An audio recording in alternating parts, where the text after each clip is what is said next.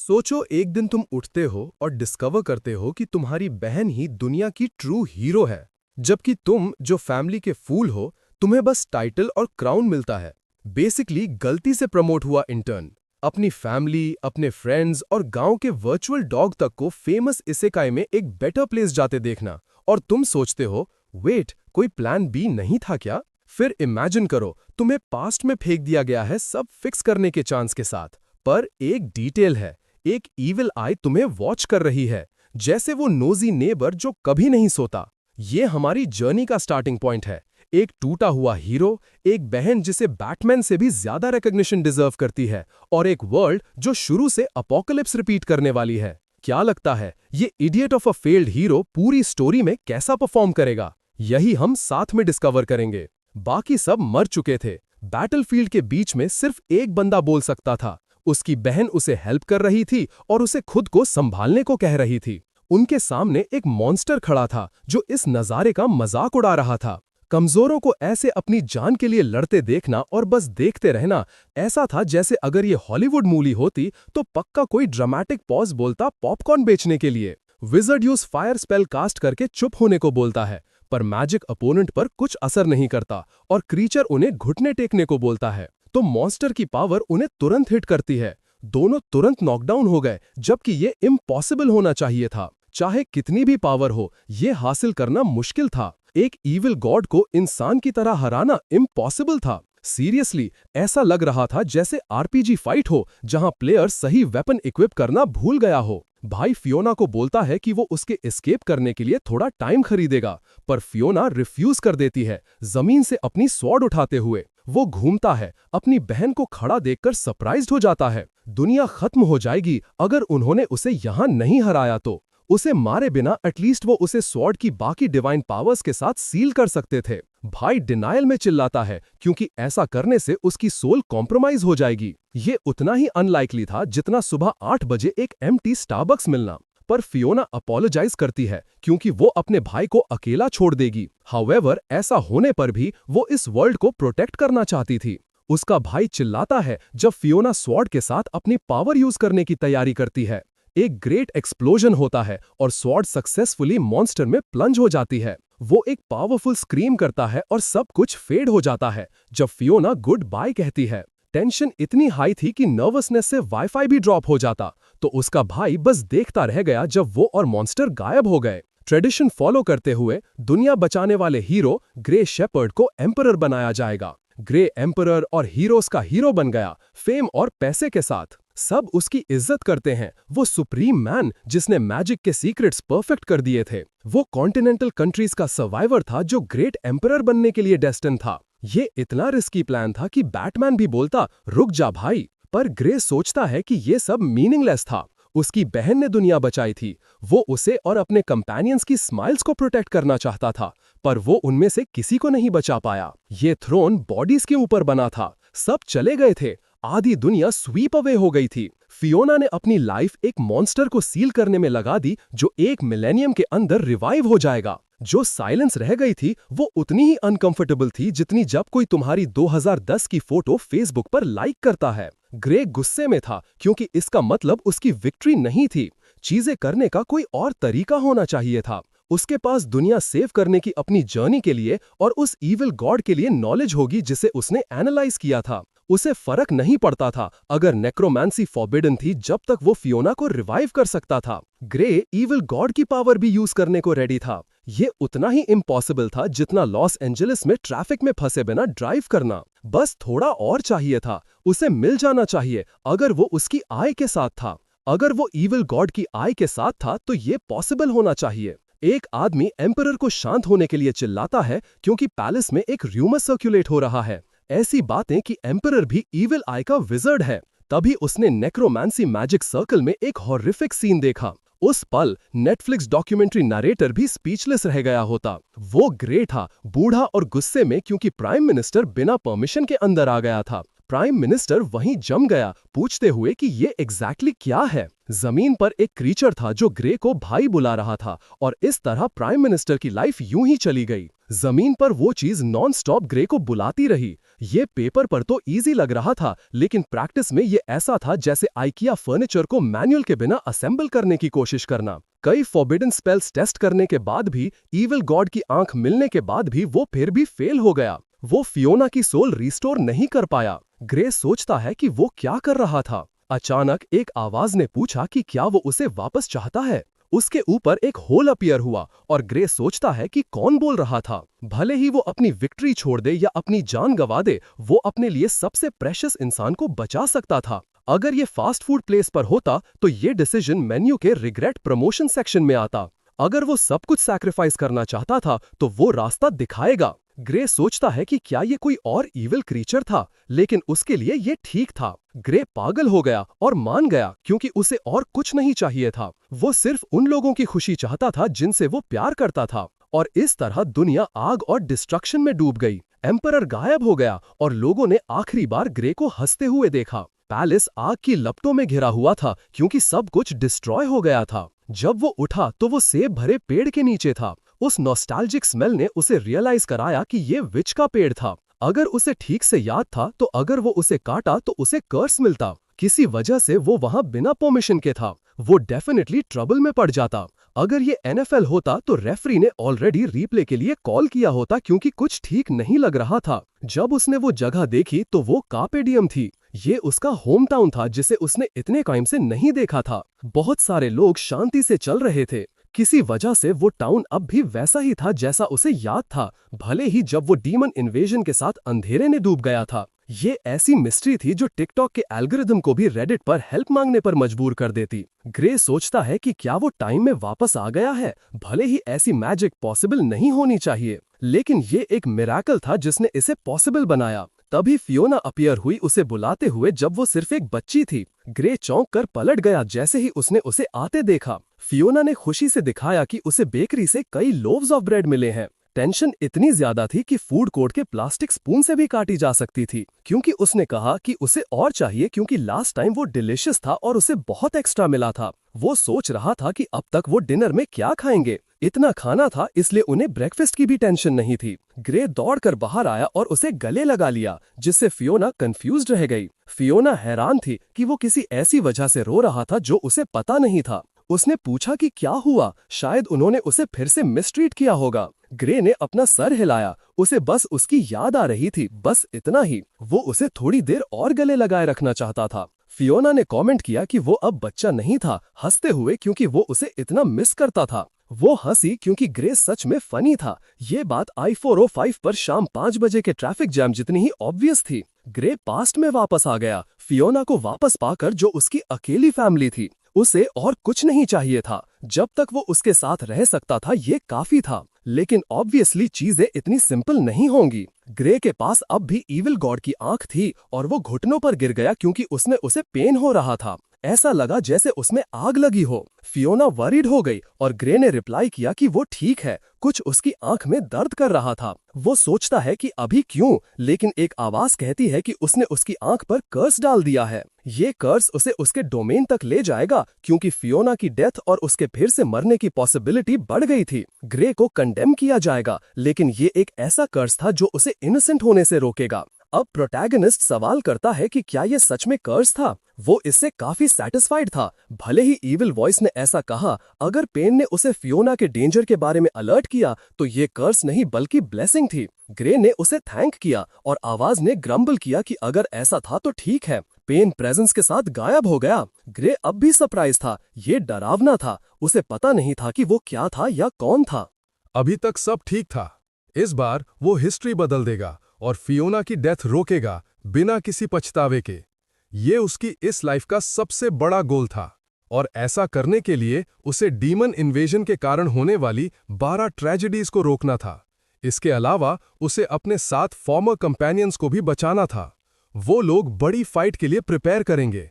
इस तरह वो पॉपुलेशन और फियोना की डेथ रोक सकते थे। ग्रे एक परफेक्ट एंडिंग अचीव कर पाएगा। इसी तरह फियोना ने अपने भाई को आवाज लगाकर उसके ख्यालों से जगाया। वो उसे कब से बुला रही थी, लेकिन ग्रे ने उसे पूरी तरह इग्नोर कर दिया था। उसने ब्रेड के साथ पानी लाने में हेल्प करने का प्रॉमिस किया और ग्रे को पहले वापस जाने के लिए दे दिया। फियोना ने कहा कि वो बाद में वापस आएगी, लेकिन ग्रे को उस हैवी ब्रेड बैग को कैरी करने में भी प्रॉब्लम हो रही थी। उसने सोचा कि कहीं ये पत्थर तो नहीं है, क्योंकि वेट बहुत ज्यादा था, लेकिन उसकी बहन ने बिना किसी एफर्ट के उठा लिया। वो तब से ही स्ट्रांग थी। अचानक एक आवाज आई जो ग्रे को पुकार रही थी जब वो घर जा रहा था। वो पूछते हैं कि क्या वो अपनी बहन को छोड़कर अकेला जा रहा है, क्योंकि उसके बिना वो कुछ भी नहीं है। एक ऐसे इंसान के लिए जो पैसे भी नहीं कमाता, उसने फिर भी बहुत सारा ब्रेड मैनेज कर लिया, और ये उन्हें पसंद नहीं आया। जैसा एक्सपेक्ट किया था, वो लड़के ग्रे के साथ गलत बिहेव कर रहे थे और उसका ब्रेड लेना चाहते थे, लेकिन ग्रे ने पलटकर तुरंत उस लड़के को मारा, जिससे बाकी दो शॉक हो गए। उसने बस उस लड़के को जमीन पर फेंका और उसे तुरंत नॉकआउट कर दिया। अब उसे चीजें क्लियर याद आ रही थीं। ये वही लड़के थे जो उसे कमजोर और ऑर्फन होने की वजह से बुली करते थे। जब भी ऐसा होता था, फियोना ही उसे बचाने आती थी। उसकी बहन के लिए ग्रे वो था जिसे प्रोटेक्शन की जरूरत थी। बाकी दो भी फाइट करने के लिए दौड़ पड़े, लेकिन इस बार ग्रे रेडी था। उसने एक के पंच से खुद को बचाया और उसे ऐसे जमीन पर फेंक दिया जैसे कुछ हुआ ही ना हो। जो दूसरा वाला बचा था वो डर के पीछे हट गया और हेल्प के लिए भीख भी मांगने लगा, लेकिन ग्रे ने तुरंत उसे पकड़ लिया। अपनी पिछली लाइफ की तरह फियोना ने उसे प्रोटेक्ट किया, लेकिन इस बार ग्रे उसे प्रोटेक्ट करेगा। उन्हें वरी करने की जरूरत नहीं थी। जलने या फ्रीज होने से कोई ट्रेस नहीं बचेगा, इसलिए वो बस कुछ ब्रूजेस ही छोड़ेगा। जब ये सब खत्म हो गया तो प्रोटैगनिस्ट ने बस साय किया। ग्रे अपनी विजन से मैजिक सर्कल्स बना सकता था। वो इविल आई की पावर थी। ज्यादा देर नहीं लगी फियोना को आने में। वो समझ नहीं पा रही थी कि क्या हो रहा है। वो सबसे इनोसेंट फेस बनाकर पलटा और कहा कि उन्होंने फाइट शुरू की थी और ग्रे ने बस उन्हें ठीक कर दिया। उसे वरी करने की जरूरत नहीं थी, क्योंकि उसने चीजें खत्म कर दी थी। लेकिन अचानक फियोना दौड़ पड़ी, क्योंकि ग्रे जमीन पर गिर गया था। उसका बॉडी अचानक कोलैप्स हो गया और प्रोटैगनिस्ट फियोना की फिक्र में फेंट हो गया।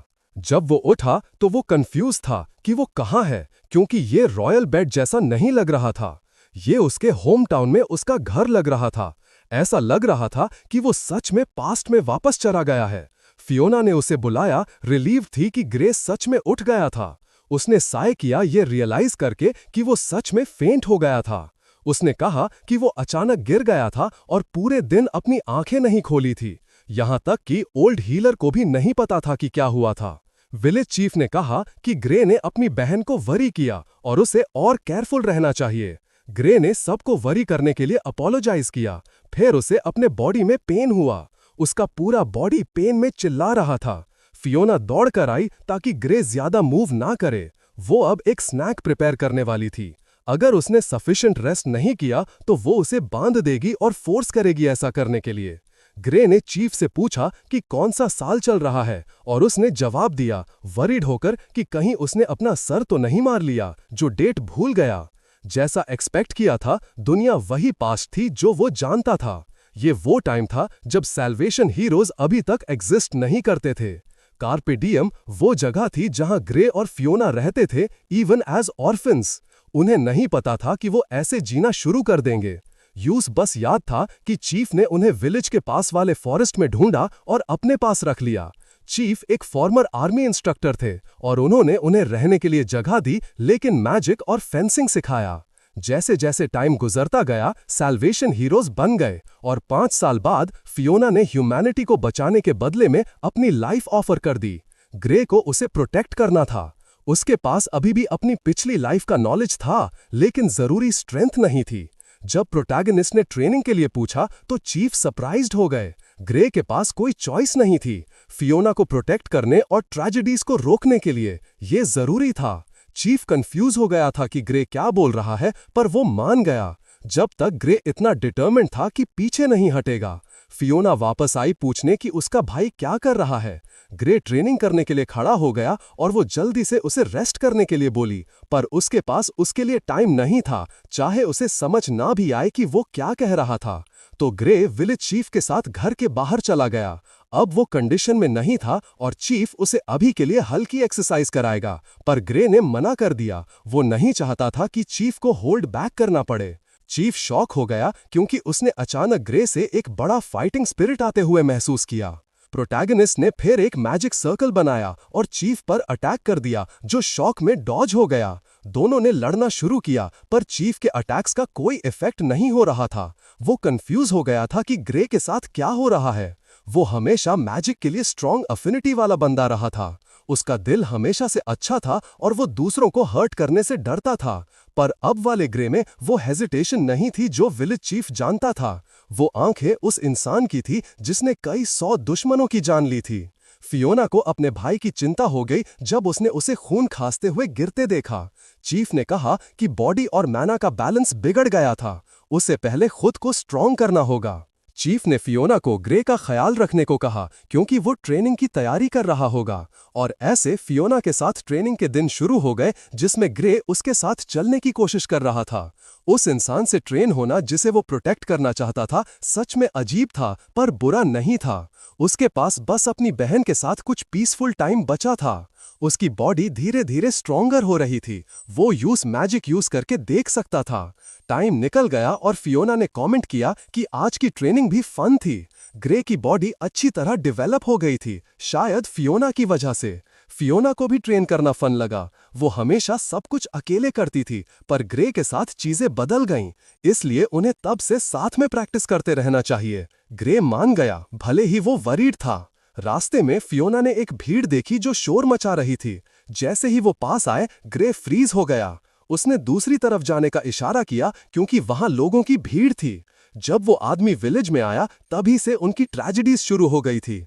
अगर फियोना को चुना गया तो वो सिर्फ मौत के रास्ते पर जाएगी। ग्रे जानता था कि वो फियोना को उस आदमी से मिलने नहीं दे सकता। उनकी दुनिया इविल गॉड के हाथों बर्बाद होने वाली थी। एक ऐसी तबाही जो हर मिलेनियम में जागती है, ह्यूमन रेस को मैनिपुलेट करते हुए।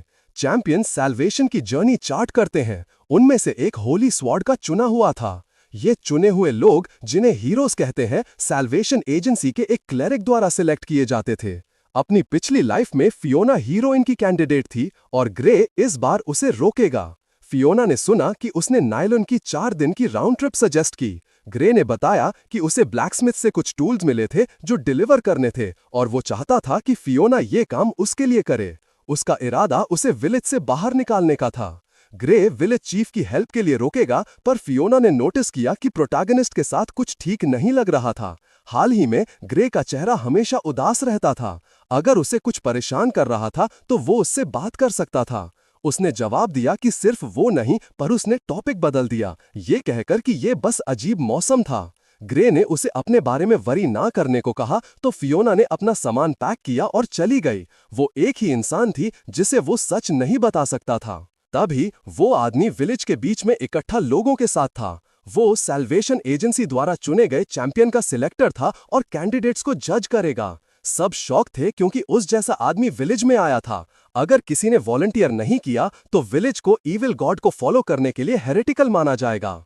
उनमें से एक, जिसने ग्रे के साथ बुरा बर्ताव किया था, बोला कि उसे हराकर उसे दुनिया का सारा पैसा मिल सकता है। लोगों ने देखा कि वो कारपेंटर का दूसरा बेटा था, शायद वो टेस्ट पास कर सकता है। कोई रूल्स नहीं थे, पर सिलेक्टर को डाउट था कि वो बंदा समझ पाएगा। जो भी ओपोनेंट को न्यूट्रलाइज करेगा वो जीतेगा। वो बंदा एक्साइटेड हो गया क्योंकि उसे जीतने तक होल्ड बैक नहीं करना था। सिलेक्टर ने कहा कि उस बंदे को जितना जल्दी हो सके सरेंडर कर देना चाहिए। फिर उसने सिलेक्टर को पंच करने की कोशिश की। उसने इतने ब्रूटल ब्लो से जवाब दिया कि वो बंदा हवा में उड़ गया। वो सब कुछ होने के बाद भी ऐसा अटैक हैंडल नहीं कर पाया। वो चिल्लाया कि उठो और लड़ो दुनिया बचाने के लिए, डीमन गॉड को खत्म करने के लिए। आसपास के लोगों ने देखा कि सिलेक्टर ने उनके सामने ही उस आदमी को मार दिया और इसीलिए उसने चिल्लाया कि अगला इंसान आगे आए और अपनी किस्मत आजमाए। उसने कहा कि ये गांव पूरा कचरे से भरा पड़ा है, एक भी पोटेंशियल कैंडिडेट नहीं था। वो चिल्लाते हुए चला गया, एक ऐसे ब्लेस्ड चैंपियन को ढूंढते हुए जो दुनिया बचा सके। कोई भी इस लड़ाई में इन्वॉल्व होकर मरना नहीं चाहता था, लेकिन सिलेक्टर ने एक अच्छी फिजिक वाले आदमी की तरफ इशारा किया और सजेस्ट किया कि वो टेस्ट दे। वो आदमी वरीड था क्योंकि उसके बच्चे थे और वो कभी वैसा चैंपियन नहीं बन पाएगा। लेकिन सिलेक्टर ने उसे फिर भी बुलाया दुनिया बचाने के लिए और अपनी फैमिली को पीछे छोड़ने को कहा। उसे पकड़कर घसीटा गया जबकि बच्चे गिड़गिड़ा रहे थे कि उनके पापा को जाने दो। उस आदमी ने उन बच्चों को लात मारी जो इंसानियत की सैल्वेशन में रुकावट बन रहे थे। उस आदमी को नहीं लगा कि वो ऐसा कर पाएगा। उसने अपनी पूरी लाइफ में कभी किसी इंसान को नहीं मारा था। अगर ऐसा था तो सिलेक्टर उसे अब से वायलेंस यूज करना सिखाएगा। दोनों लड़ने लगे और सिलेक्टर ने उस आदमी को चिल्लाकर बोला कि उसे मारे वरना वो अपनी लाइफ खो देगा, और वो आदमी डर के मारे झुक गया। तभी किसी ने वेपन को उससे टकराने से पहले ही रोक दिया। वो ग्रे था जिसने कहा कि वो उसकी जगह टेस्ट देगा। हर गांव से एक इंसान काफी होना चाहिए। पिछली दुनिया में फियोना ने ही इस आदमी को बचाया था। अगर वो उसकी जगह लेगा तो चीजें बदल जाएंगी। सिलेक्टर ने देखा कि वो मैजिक यूज करता है और क्लोज कॉम्बैट में उसके पास एडवांटेज है, तो उसने प्रोटैगनिस्ट पर अटैक करने की तैयारी की। मैजिक कास्ट करने पर वो हंस रहा था और ये देख रहा था कि कुछ नहीं बचा। हंसते हुए उसने ये नोटिस भी नहीं किया कि ग्रे उसके पीछे अपीयर हो रहा था। मैजिक सर्कल देखते ही सिलेक्टर घबराकर पीछे मुड़ा। इस तरह उसने मैजिक अनलीश किया सिलेक्टर को इतना पावरफुल फायर स्पेल यूज करने के लिए। ग्रे उसके सवालों का जवाब देने के लिए ऑब्लाइज नहीं था। उसके बजाय उसने एक और अटैक प्रिपेयर किया। वो आदमी भाग गया। ये समझ नहीं पा रहा था कि एक एमेच्योर 3 अलग स्पेल्स कैसे यूज कर सकता है। वो शॉक्ड था। ये वैसा चैंपियन था जो हर मिलेनियम में अपीयर होता है। उसे पता चल गया कि वो ग्रे में मिल गया है। वो चैंपियन से रो रो कर रिक्वेस्ट करता है कि ह्यूमैनिटी को बचाए। ग्रे जवाब देता है कि वो जो फ्यूचर क्रिएट करेगा उसमें उसकी जरूरत नहीं थी, और इस तरह उसने उस आदमी पर एक फाइनल मैजिक शॉट मारकर बैटल खत्म कर दी। नए चैंपियन को वेलकम करने के लिए एक सेलिब्रेशन तैयार किया गया था। उन्हें मुश्किल से यकीन हो रहा था कि वो ऑर्फन इतना पावरफुल चैंपियन बन गया। ग्रे जवाब देता है कि ये कुछ खास नहीं था। पूरी दुनिया में कई और चैंपियंस थे, लेकिन लोग फिर भी उसे इम्प्रेसिव मानते थे। शायद वो दुनिया बचा सकता है। अगर ऐसा होता है तो उसे अपनी स्टोर्स की एडवर्टाइजिंग के लिए स्लोगन चेंज करने का चांस मिलेगा।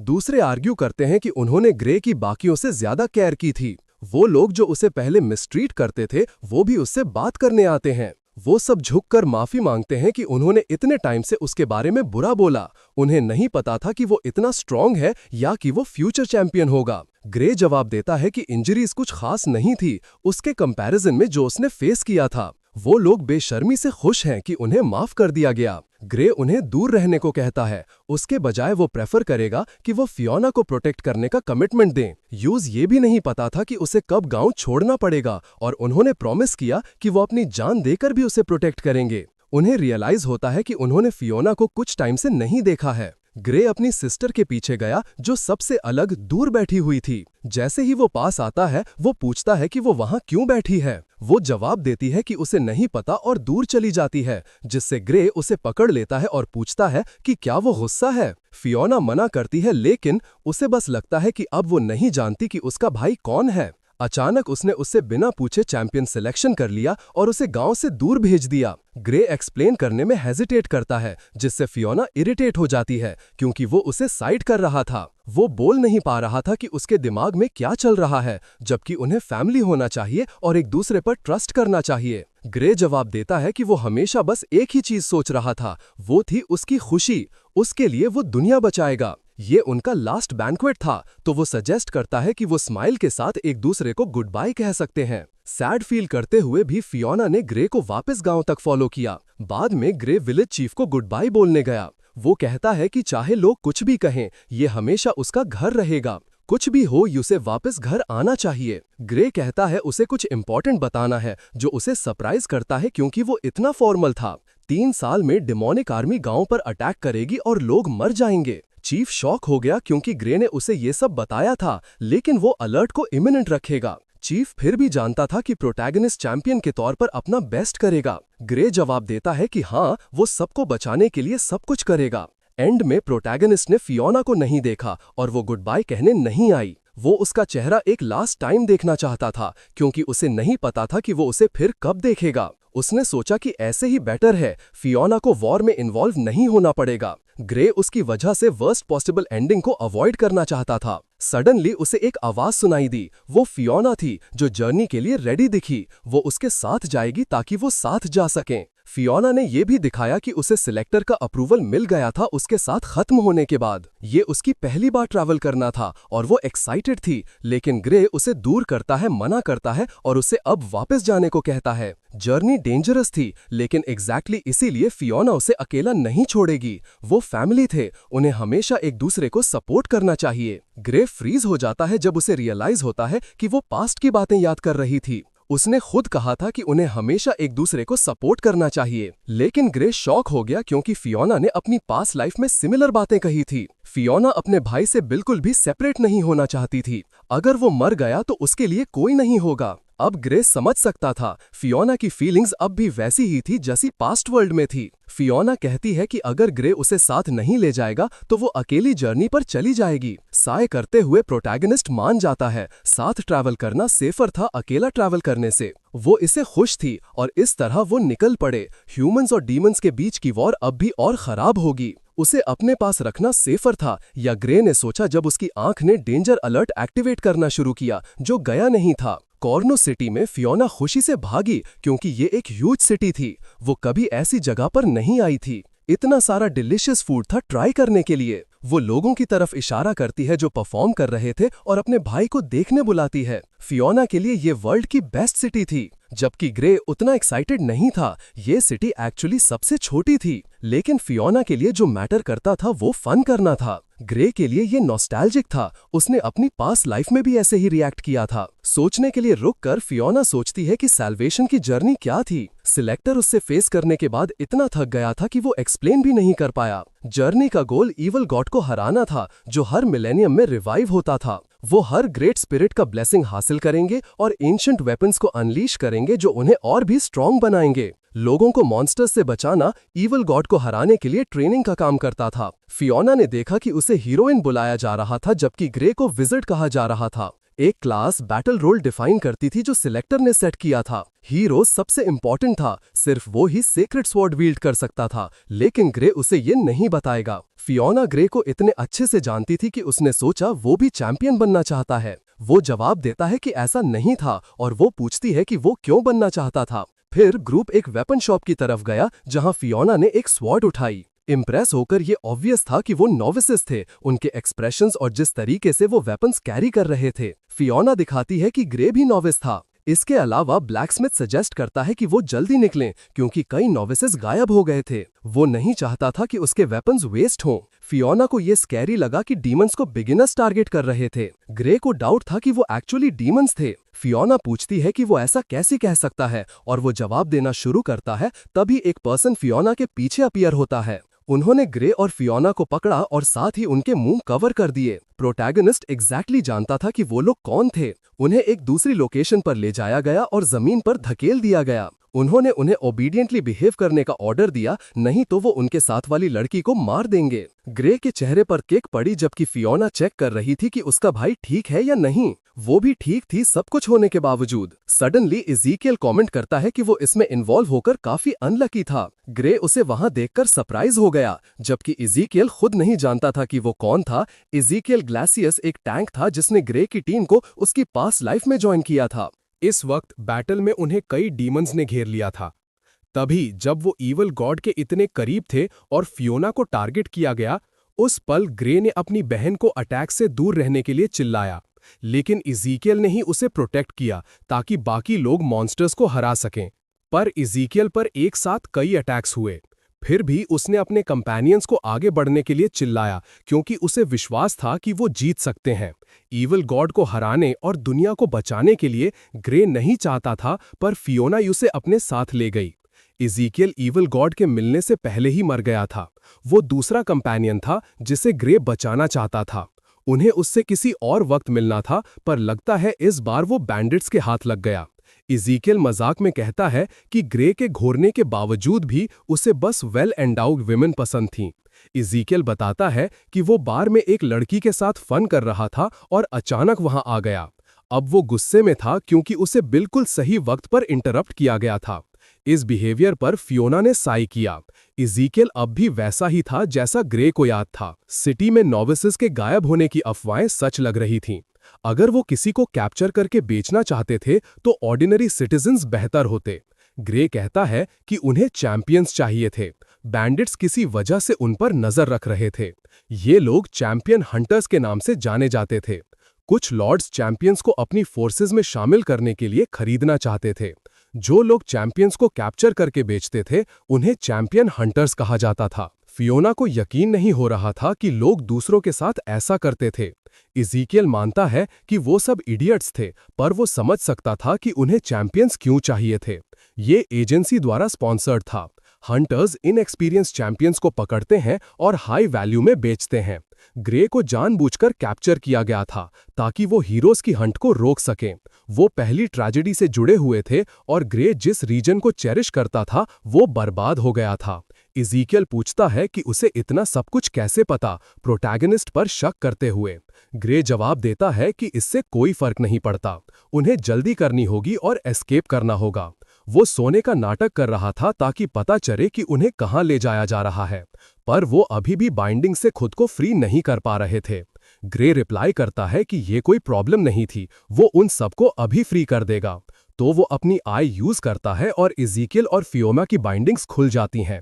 यहां तक कि इज़ीकियल भी हैरान था कि ग्रे ने ऐसा कैसे किया। वो जवाब देता है कि उसने बस टेलीकाइनेसिस यूज की और बाकी सबको भी फ्री कर दिया। ग्रे कहता है कि अब उन्हें सबको जाना चाहिए और एस्केप करना चाहिए, और दरवाजे खोल देता है। चैंपियंस परेशान हैं क्योंकि हंटर बहुत ज्यादा स्ट्रांग होना चाहिए, और प्रोटैगनिस्ट कहता है कि उसने उनके वेपन्स देखे थे ताकि वो रास्ते में उन्हें वापस ले सकें। वो उस रूम में घुस जाते हैं जहां वेपन्स थे और सब अपने अपने वेपन्स ले लेते हैं। इज़ीकियल और फियोना अब थोड़ा कामर फील कर रहे हैं क्योंकि वो फिर से आर्म्ड हैं। वो सब सेफ थे और बस बैंडिट से डील करना था। फियोना अपने भाई से कहती है कि साथ में चलें, पर ग्रे उसे रुकने को कहता है। कई और सेल्स थे और ग्रे सबसे पहले सबको फ्री करना चाहता था। इज़ीकियल कहता है कि उसकी तरफ से ये बुरा नहीं था और वो उसका साथ देगा। इस बीच बैंडिट्स कैट चैंपियन से पूछताछ कर रहे थे। वो तो टाइम पास करने के लिए उनमें से किसी एक को पीटकर फन करना चाहते थे। अचानक उन्हें एक आवाज सुनाई देती है और वो मुड़ते हैं। ये इज़ीकियल था जो कमेंट कर रहा था कि उनके कितने गंदे हॉबीज थे। बैंडिट्स उस पर अटैक कर देते हैं जैसे ही वो देखते हैं कि उसने खुद को फ्री कर लिया है, और इज़ीकियल उनके वीक अटैक से आसानी से डिफेंड करता है। ऐसे अटैक्स काम नहीं करते और इज़ीकियल उन सबको फ्लाइंग कर देता है। दूसरा बैंडिट भाग जाता है, वरिड होकर, क्योंकि ये बंदा तो रुकी भी नहीं था। फियोना उसे ऐसे एस्केप नहीं करने देती और जल्दी से अपनी स्वॉर्ड यूज करके एक अटैक करती है। इज़ीकियल उसकी तारीफ करता है कि वो अच्छी है और फियोना जवाब देती है कि उसने सब कुछ होने के बाद बहुत ट्रेनिंग की थी। फाइट चलती रहती है और वो और भी लोगों को बचा पाते हैं। उन्होंने फाइनली एग्जिट ढूंढ ली और अब निकल सकते थे। जब वो बाहर निकले तो उन्होंने तुरंत देखा कि उन्हें कई आम लोगों ने घेर रखा था। एक हंटर साय करता है क्योंकि माल को शांत रहना चाहिए और एस्केप करने की कोशिश नहीं करनी चाहिए। सारे रुकी हंटर्स हार चुके थे और वो बाकी बचे लोगों को अपने वेपन्स ड्रॉप करने का ऑर्डर देता है जब तक कि वो अभी एरोस की बारिश से हिट नहीं होना चाहते। फियोना इतनी आसानी से सरेंडर नहीं करना चाहती थी, पर बैंडिट ने दिखाया कि उसके पास हॉस्टेजेस हैं और वो अब मना नहीं कर सकते थे। ये देखकर फियोना और इज़ीकियल ने हैवी साई के साथ अपने वेपन्स ड्रॉप कर दिए। रिबेलियन की सजा के तौर पर हंटर डिसाइड करता है कि वो आदमी को मार देगा और औरत को यूज करेगा। हंटर्स में से एक फियोना को पकड़ने के लिए आगे बढ़ता है। उसको उसके फेस पर वो डिस्गस्टेड लुक देखना अच्छा लगा, पर फिर वो एक पल के लिए रुका जब उसने देखा कि कुछ गड़बड़ है। जब फियोना ने देखा तो उसके पीछे वो बंदा आइस मैजिक से मर चुका था। ग्रे ने अपना अटैक यूज किया उस बंदे को फियोना से दूर रखने के लिए। बाकी के बैंडिट्स उसे रोकने को बोलते हैं क्योंकि उनके पास अभी भी हॉस्टेजेस थे, पर ग्रे बिना किसी बात की टेंशन लिए उनका तुरंत काम तमाम कर देता है। हंटर चिल्लाता है बाकियों को कि अभी के अभी इस मेज को मार दो। वो प्रोटैगनिस्ट की डायरेक्शन में हंड्रेड्स ऑफ एरोज शूट करते हैं। फियोना आगे आ जाती है, अपने भाई को लेकर वरिड है, पर ग्रे उसको अपने पास पकड़ लेता है और खुद को प्रोटेक्ट करने के लिए अपनी मैजिक फिर से यूज करता है। वो सारे एरोज फ्रीज कर देता है और फिर कई हंटर्स को मार देता है। उसने आखिरी हंटर को छोड़ दिया और ग्रे पूछता है कि अब उसका क्या करने का इरादा है। वो आदमी अपना वेपन पकड़ता है और गुस्से में प्रोटैगनिस्ट पर चार्ज करता है। ग्रे डॉज करता है, पूछते हुए कि इतना डरने के बाद बस यही है उसके पास। वो तो बस एक मामूली चोर था और ग्रे उसका नया अटैक भी डॉज कर लेता है। बैंडिट गुस्से में आ जाता है क्योंकि उसे ऐसे देखा जा रहा था। फिर ग्रे उसके ऊपर की तरफ वॉर्न करता है और वो आदमी ऊपर देखता है जब एक बहुत बड़ा आइस मैजिक उसे हिट करने के लिए रेडी था। फाइट खत्म होने के बाद चैंपियंस ग्रे को उनकी जान बचाने के लिए थैंक करते हैं। ग्रे रिप्लाई करता है कि उन्हें टेंशन लेने की जरूरत नहीं है और उन्हें एक बैग देता है ले जाने के लिए। वो एक बैग था जो गोल्ड से भरा हुआ था और चैंपियन हंटर्स के पास था। उसने होप किया कि वो लोग और भी लोगों को बचा पाएंगे। फिर ग्रे घुटनों पर गिर जाता है। इतनी स्ट्रॉन्ग मैजिक यूज करने का असर अभी भी उसकी वीक बॉडी पर हो रहा था। इज़ीकियल पास आता है कमेंट करते हुए कि वो कोई नॉर्मल मेज नहीं था। प्रोटैगनिस्ट पूछता है कि वो किस बारे में बात कर रहा है, वो तो बस एक रुकी था। फिर भी इज़ीकियल ने कभी किसी रुकी को ये सब करते हुए नहीं देखा था और पूछता है कि क्या वो उसकी टीम में ज्वाइन कर सकता है। ग्रे अग्री करता है, इज़ीकियल को उसकी हेल्प के लिए थैंक करता है और खड़ा हो जाता है। इज़ीकियल को अभी भी समझ नहीं आया कि ग्रे को उसका नाम कैसे पता था, पर अभी के लिए ठीक था। उसकी हर बात काफी स्ट्रेंज थी। सिटी में वापस फियोना एग्जॉस्ट हो चुकी थी। हाइडआउट से काफी लंबा रास्ता था। रिस्पॉन्सिबिलिटी लेने के बाद ग्रे ने जो उनके साथ किया था, उसके बाद उन लोगों का वापस आना इम्पॉसिबल था। फियोना बस जल्दी से शावर लेना चाहती थी। वो किसी से टकरा जाती है जिससे उनका डोनट जमीन पर गिर जाता है। वो तुरंत अपोलोजाइज करती है और प्रॉमिस करती है कि वो एक और खरीद देगी। उसके सामने एक औरत उसे घुटने टेक कर माफी मांगने को बोलती है। एक और औरत ब्रेंडा को बोलती है कि वो उसकी एक्साइटमेंट समझ सकती है, पर खाने पर गुस्सा करना एम्बैरेसिंग है। ब्रेंडा खुद को करेक्ट करती है। कॉमनर्स को लीनियंसी दिखाना एक नोबल की ड्यूटी है। उसके पीछे कैथरीन ब्रेंडा से अग्री करती है, चाहे वो कुछ भी कहे। ब्रेंडा रियलाइज करती है कि फियोना का ग्रुप वो टाइप था जिन्होंने अभी अपनी जर्नी स्टार्ट की थी और पूछती है कि क्या उन्हें मिसिंग चैंपियंस के बारे में पता है। वो उन्हें बचाने के लिए पूरी तरह कन्विंस थी, जिस पर फियोना हैप्पीली रिस्पॉन्ड करती है कि सब कुछ रिजॉल्व हो गया। ब्रेंडा का सारा प्राइड का ऑरा एक पल में खत्म हो जाता है। फियोना कहती है कि उसके भाई ने बैंडिट्स का काम तमाम कर दिया, उसने सारे मिसिंग लोगों को भी बचा लिया। ब्रेंडा को बिलीव नहीं हुआ कि जिस पर्सन ने उसे इग्नोर किया था वही वो था जिसने ये केस सॉल्व किया। फियोना कंफ्यूज रह जाती है और उसने उसका नाम भी गलत सुना। ब्रेंडा कहती है कि वो एक आइनहॉर्न थी, जेनरेशन से रूल करने वाली फैमिली जो स्ट्रॉन्ग स्वॉर्ड्समैन से भरी हुई थी। फियोना अनॉय हो जाती है क्योंकि ब्रेंडा ने ग्रे को डर्टी मेथड्स यूज करने वाला बोलकर इंसल्ट किया था। तो उस केस में ब्रेंडा उसे चैलेंज करती है कि वो उसकी स्ट्रेंथ और डिग्निटी को जज करे। प्रोटैगनिस्ट को फाइट करने का कोई रीजन नहीं दिखा। उसको ठीक लगा कि वो स्ट्रांग होने का बोस्ट कर रही थी। ब्रेंडा इरिटेट हो जाती है क्योंकि वो उसका नाम इतनी बोल्डली बोल रहा था। उसकी पास लाइफ में ब्रेंडा ग्रे की टीम की राइवल थी। वो कभी यूनाइट नहीं हुए पर कभी कभी एक दूसरे की हेल्प करते थे। क्योंकि ब्रेंडा को इग्नोर किया गया, वो गुस्से में आ गई और पहले अटैक करने का डिसाइड किया। कैथरीन तक उसकी पावर से हवा में उड़ गई। इज़ीकियल खुद को डिफेंड करता है, मुश्किल से बिलीव करते हुए कि ये लड़की इतनी जिद्दी थी। ब्रेंडा अपनी स्वॉर्ड के साथ अपना अटैक प्रिपेयर करती है और ग्रे के पास आती है। उसकी फैमिली ने मुश्किल वक्त देखे थे, पर ब्रेंडा की पावर बहुत रियल थी। उन्हें हर्ट होने से बचाने के लिए ग्रे ने अपना इविल आई यूज करने का डिसाइड किया। वो अपनी स्वॉर्ड के साथ एक अटैक लॉन्च करती है और ग्रे पीछे हट जाता है। ब्रेंडा कंफ्यूज रह जाती है कि उसने उसे कैसे मिस कर दिया। वो एफर्टलेसली डॉज कर रहा था। जब वो क्वेश्चंस कर रही थी, ग्रे काउंटर अटैक करने की तैयारी करता है। इस तरह उसके हाथ से स्वॉर्ड छूट जाती है और ब्रेंडा फ्लाइंग हो जाती है। ग्रे उसे गिरने से रोकता है और पूछता है कि क्या वो ठीक है। वो उससे फाइट नहीं करना चाहता था। ब्रेंडा उसे धक्का दे देती है, आउटरेज्ड है कि उस जैसा किसी ने उसे टच किया। उसने डिसाइड किया कि इन लोगों पर टाइम वेस्ट किए बिना निकल जाना है। ब्रेंडा जानती थी कि ग्रे ने शुरू से ही फाइट को सीरियसली नहीं लिया था। उसे बदला चाहिए होगा। फियोना को उसको ऐसे जाना देने की चिंता हो रही थी, पर ग्रे ने जवाब दिया कि वो बाद में शांत हो जाएगी। इज़ीकियल ने पूछा कि वो लोग ग्रेवयार्ड क्यों जा रहे हैं, किसी ग्रेव को विजिट करने या वैसा कुछ। ग्रे ने जवाब दिया कि उसे कुछ बोरो करना था और बाकी लोग कंफ्यूज्ड लग रहे थे। और तभी अचानक उनके सामने एक हिडन सीढ़ी दिखी। ये ग्रेव 1000 साल पहले के चैंपियन एल्बर्ट की थी, जो ईजिस के नाम से जाना जाता था। इज़ीकियल को समझ नहीं आया कि ग्रे जैसे एक ऑर्डिनरी इंसान को इतना सब कुछ कैसे पता हो सकता है। हंटर्स के साथ केओस के दौरान ग्रे को रियलाइज हुआ कि उसे फियोना के लिए जल्दी से आर्मर लेना होगा। वो जगह बहुत बड़ी थी। वो सोच भी नहीं सकते थे कि ग्रेव के नीचे ऐसा कोई कॉरिडोर होगा। ये एक ऐसी जगह थी जिसे एंशिएंट चैंपियन के डिवाइन शील्ड ने प्रोटेक्ट किया हुआ था। सफर के दौरान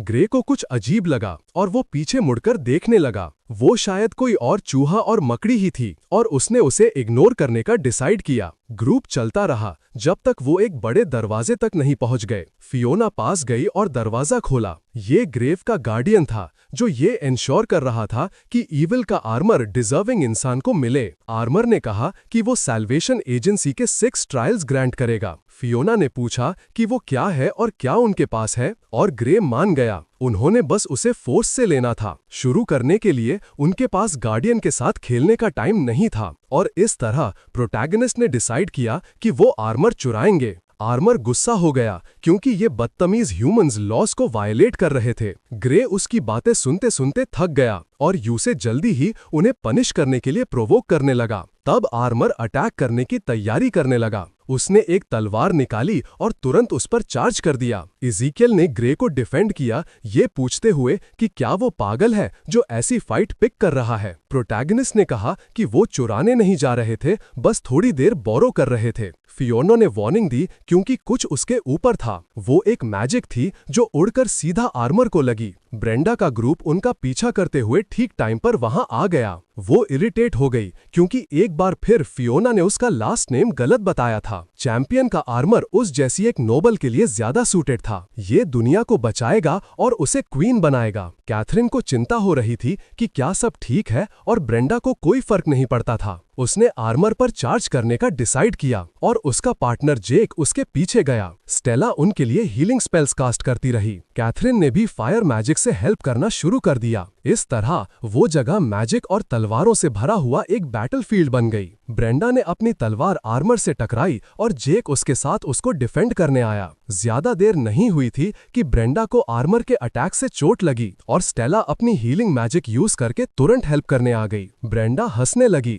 वो आइनहॉर्न फैमिली को ऐसे अटैक से रोक नहीं सकते थे। उनका टीम वर्क इनक्रेडिबल था। ब्रेंडा एक अच्छी लीडर थी, एरोगेंट होने के बावजूद भी, लेकिन उनके हाई क्लास होने के बावजूद भी आर्मर हार मानने वाला नहीं था। प्रोटैगनिस्ट ने ब्रेंडा को चिल्लाकर कहा कि केयरफुल रहे क्योंकि कुछ आ रहा था। वो हंसने लगी क्योंकि एक मामूली कॉमनर उसे ऑर्डर देने की कोशिश कर रहा था। तभी अचानक उसने देखा कि उसके सामने वाला आर्मर गायब हो गया। वो मुड़कर देखने लगी कि वो कहाँ गया। तभी उन्होंने देखा कि आर्मर ने स्टेला को बहुत बुरी तरह से घायल कर दिया था। ब्रेंडा बहुत गुस्सा हो गई और उससे फाइट करने के लिए मुड़ गई, लेकिन फिर से वो टेलीपोर्ट होकर पलक झपकते ही सॉर्ड्स वुमेन के पीछे अपीयर हो गया। जेक ने उसके लिए चिल्लाया और उसकी हेल्प करने की कोशिश की, पर एक और अटैक छुपकर आ गया। कैथरीन भी बैटलफील्ड में हुए केओस के नतीजे में गिर गई। ग्रे को रियलाइज हुआ कि वो टेलीपोर्ट कर रहा था और उन्हें डिफेंड करने की जरूरत थी, इसलिए उसने अपने ईविल आई का यूज करके कुछ प्रिपेयर करना शुरू किया। नए अटैक्स आए, इस बार आर्मर को सीधे लगे। ब्रेंडा स्टेला की हेल्प करने दौड़ी और उसे चिल्लाकर कहा कि उसके साथ रहे। ग्रे स्टेला को टाइम गिफ्ट से कर्स करने वाला था ताकि उसका घाव और खराब ना हो, पर उसे एक हीलिंग स्पेशलिस्ट ढूंढना पड़ेगा। ब्रेंडा कंप्लेन करती है क्योंकि वो आर्मर अपने लिए ले लेगा जबकि वो हारे नहीं थे, लेकिन बैटल के बाद वो सब इंजर्ड थे। अपनी फैमिली के मेंबर होने के नाते ब्रेंडा ऐसे टाइम पर पीछे हटने का कभी नहीं सोचेगी। ग्रे की आंख अचानक काम करने लगती है। ग्रे को ब्रेंडा की और उसके पूरे ग्रुप की मौत दिखी। ब्रेंडा को तो हंसी आ गई ग्रे को रोते हुए देखकर, क्योंकि वो उसे कभी हरा ही नहीं पाया था। अपनी पिछली लाइफ में ब्रेंडा जनरली उसके रास्ते में आती थी। एंड में भी उसने अकेले एक्ट किया और उन्होंने बहुत सारी बैटल स्ट्रेंथ खो दी। फियोना को जिंदा रहने के लिए ब्रेंडा को भी उसके साथ काम करना था। प्रोटैगनिस्ट उससे अब पीछे हटने को कहता है। वो उसे ऐसे मरने नहीं दे सकता था। जवाब में ब्रेंडा फिर से पूरी लाल हो जाती है। फिर वो मान जाती है, लेकिन वो चीजें बाद में सेटल करेंगे। ब्रेंडा को जिंदगी भर की ह्यूमिलिएशन फील हुई, लेकिन उसने देखा कि ग्रे इस बारे में कितना सीरियस था। वो सोचती है कि उसे ऐसे मरने नहीं सकता का क्या मतलब था। वो उस आदमी को झेल नहीं सकती थी, लेकिन ब्रेंडा और उसका ग्रुप पीछे हट गया। इज़ीकियल पूछता है कि क्या वो उन्हें ऐसे ही जाने दे सकते हैं जबकि उनके पास रीइंफोर्समेंट्स आ सकते थे, लेकिन ग्रे ने कम लोगों को प्रोटेक्ट करना बेहतर समझा क्योंकि ये एक मामूली दुश्मन नहीं था। आर्मर वापस आया प्रोटैगनिस्ट पर अपनी तलवार से अटैक करते हुए, और फियोना भी ऊपर से अटैक करने आती है, लेकिन तब आर्मर उसके पीछे टेलीपोर्ट होकर दिखा। ग्रे ने आइस मैजिक का यूज किया और उसे आने वाले अटैक से बचाया। वो ये संभाल सकता था, ये डेंजरस था अगर वो उसके पीछे आ गया। इज़ीकियल ने फियोना के सामने खुद को खड़ा कर लिया ताकि उसे अटैक से बचा सके। फिर ग्रे ने आर्मर से प्राइमरीली लड़ने की जिम्मेदारी ली और जल्दी ली वो उसके पीछे भी टेलीपोर्ट हो गया। लेकिन ग्रे ने अपनी आइस मैजिक से खुद को उस अटैक से बचाया। मैजिक तलवार से चिपक गई और आर्मर को हिट किया, उसे उसके अपने ही जाल में फंसाने के बाद। लेकिन फिर भी वो प्रोटैगनिस्ट के पीछे टेलीपोर्ट होने में कामयाब हो गया। उसने एक पावरफुल अटैक किया जबकि फियोना अपने भाई के लिए चीख रही थी। ग्रे डॉज कर गया लेकिन कंफ्यूज्ड रह गया कि क्या हुआ था, क्योंकि वो पक्का था कि उसने उसे पकड़ लिया था। लेकिन तब उसने नोटिस किया कि कुछ गलत है। अब वो देख सकता था कि वो इस बारे में शुरू से गलत थे। आर्मर ने कहा कि वो सैल्वेशन का चैंपियन बनने के लायक नहीं था, लेकिन ग्रे ने जवाब दिया कि उससे इससे कोई फर्क नहीं पड़ता, ये वो नहीं है जो ये डिसाइड करेगी। तो उसने एक बार फिर तैयारी की, आर्मर पर बार बार मैजिक से वार करते हुए। तब ये साफ हो गया कि एक नहीं बल्कि 4 थे वो सब इस बार। ग्रे को यकीन था कि उसने उसे अटैक में पकड़ लिया था, लेकिन जब वो बिना किसी नुकसान के फिर से देखा तो उसने उस पॉसिबिलिटी के बारे में सोचा। कई थे वो और गायब होकर वो अपने ओपोनेंट्स को धोखा दे सकता था, जिससे लगता था कि वो टेलीपोर्ट हो गया। आर्मर खत्म हो गया लेकिन प्रोटैगनिस्ट को लायक नहीं मानेगा। लेकिन ग्रे के लिए ये फिर भी ठीक था। अब वो आर्मर को अपनी मैजिक से पिघला देगा चाहे कुछ भी हो। जब ये सब खत्म हो गया, ग्रे घुटनों के बल गिर गया और फियोना उसकी मदद के लिए आई। उसने कहा कि वो ठीक है, बस थोड़ा थका हुआ है, मुश्किल से होश में रह पा रहा था। अचानक उन्होंने देखा कि उनके सामने कुछ दिखा। जब उन्होंने देखा तो वो बुराई का श्रापित आर्मर था। एक शख्स हंसते हुए दिखा, क्योंकि उसने कभी सोचा ही नहीं था कि गार्डियंस हार सकते हैं। फियोना उस भूत से घबरा गई, लेकिन इज़ीकियल को लगा कि ये किसी तरह की मेमोरी थी। ग्रे ने चैंपियन एल्बर्ट को बताया कि उन्हें उसका आर्मर परफेक्ट सैल्वेशन के लिए चाहिए और वो उसे वापस कर देंगे। एल्बर्ट ने पूछा कि वो वहाँ क्यों था, क्योंकि ये सब उसकी गलती थी। उसने चिल्लाना शुरू किया कि धोखा ना खाए, लेकिन अपनी पहचान बताने से पहले वो गायब हो गया। इज़ीकियल कंफ्यूज था और फियोना ने पूछा कि क्या ग्रे और एल्बर्ट दोस्त थे। उसने मना किया कि उसने उससे पहले कभी नहीं देखा था, और ग्रे को चिंता थी कि कहीं एल्बर्ट ने उसे कोई और तो नहीं समझ लिया। वैसे भी अब सबसे जरूरी बात कुछ और थी। फियोना को आर्मर पहनना चाहिए, भले ही वो खुद को उसके लायक ना समझती हो। ग्रे ने जवाब दिया कि वो उसे प्रोटेक्ट करना चाहता था, इसलिए उसने उसे अपने भले के लिए ये करने को कहा। फियोना ने आर्मर पहना, पूछते हुए क्या वो उस पर अच्छा लग रहा है। ग्रे और इज़ीकियल मान गए कि वो उस पर अच्छा लग रहा था। वो हंसी, क्योंकि उसे असल में वो बहुत पसंद आया था। उन्होंने वहाँ का काम खत्म कर लिया था और इज़ीकियल ने पूछा कि अब वो कहाँ जाएंगे। राद शहर में ये कैल्सस और फ्लामा पहाड़ों के बीच बसा एक किला था, जहाँ इंसानियत का पतन शुरू हुआ था। पिछली जिंदगी में डीमंस का हमला बहुत ज्यादा बुरा था। लोग उस बर्बाद शहर को पहली ट्रेजेडी और सबसे बुरी ट्रेजेडीज में से एक मानते थे, लेकिन ये ट्रेजेडी अभी तक इस वर्जन में नहीं हुई थी। अगर ग्रे हमले को रोक पाता तो उनके पास ताकत इकट्ठा करने और फियोना को जिंदा रखने का वक्त होता। बहन ने अपना चैंपियन लाइसेंस दिखाने के बाद कई स्नैक्स उठा लिए और ग्रे हैरान था, पूछते हुए कि उसने ये सब कब खरीदा। उसने सुना था कि अगर वो अपना लाइसेंस दिखाते हैं तो इनमें उन्हें नहाने और कपड़े मिल सकते हैं। इज़ीकियल कहता है कि लॉर्ड्स को प्रॉब्लम होगी अगर सब कुछ डीमन से तबाह हो गया, इसलिए वो ऐसे चैंपियंस को स्पॉन्सर कर रहे होंगे। तो फियोना और ग्रुप इनमें चेक इन करने के लिए आगे बढ़े। ओनर ने उनका वेलकम किया और बताया कि कोई भी चैंपियन इस स्टोर को फ्री में यूज कर सकता है। खाना खाते वक्त इज़ीकियल ने बताया कि ये अजीब था। जिस तरह सब लोग उसे देख रहे थे, ऐसा लग रहा था जैसे वो डरे हुए थे। ग्रे को लगा कि ये बात एक्चुअली में समझ में आ रही थी। अचानक एक आवाज जोर से चिल्लाई, बस करो, रिक्वेस्ट करते हुए। उस आदमी ने वेट्रेस को पकड़ लिया ताकि वो उसे एंटरटेन करे। एक और आदमी ने उसे छोड़ने को कहा क्योंकि ये वैसी जगह नहीं थी, पर उस आदमी ने चिल्लाने वाले आदमी के फेस पर पंच मारा ताकि वो चुप हो जाए। वो आदमी गुस्से में था क्योंकि उन्हें लगता था कि उनके पास चैंपियंस को चीजें मना करने का हक है। उसका इरादा था कि वो वेट्रेस को एक बार में ही सबक सिखाए। जो भी उनके खिलाफ जाने की कोशिश करेगा उसका भी यही हाल होगा। फियोना ही थी जो खड़ी हुई और उस चैंपियन के रास्ते में आ गई। वो उसे अपनी मर्जी करने और लोगों को हर्ट करने नहीं देगी। जब रैड का स्ट्रॉन्ग सिटी गिरा तो उसके साथ कई एक्सीलेंट डिफेंसेस भी टूट गए। इसका रीजन हीरो हंटर्स थे। डिसअपियरेंसेस की वजह से फोर्ट्रेस में बहुत कम लोग थे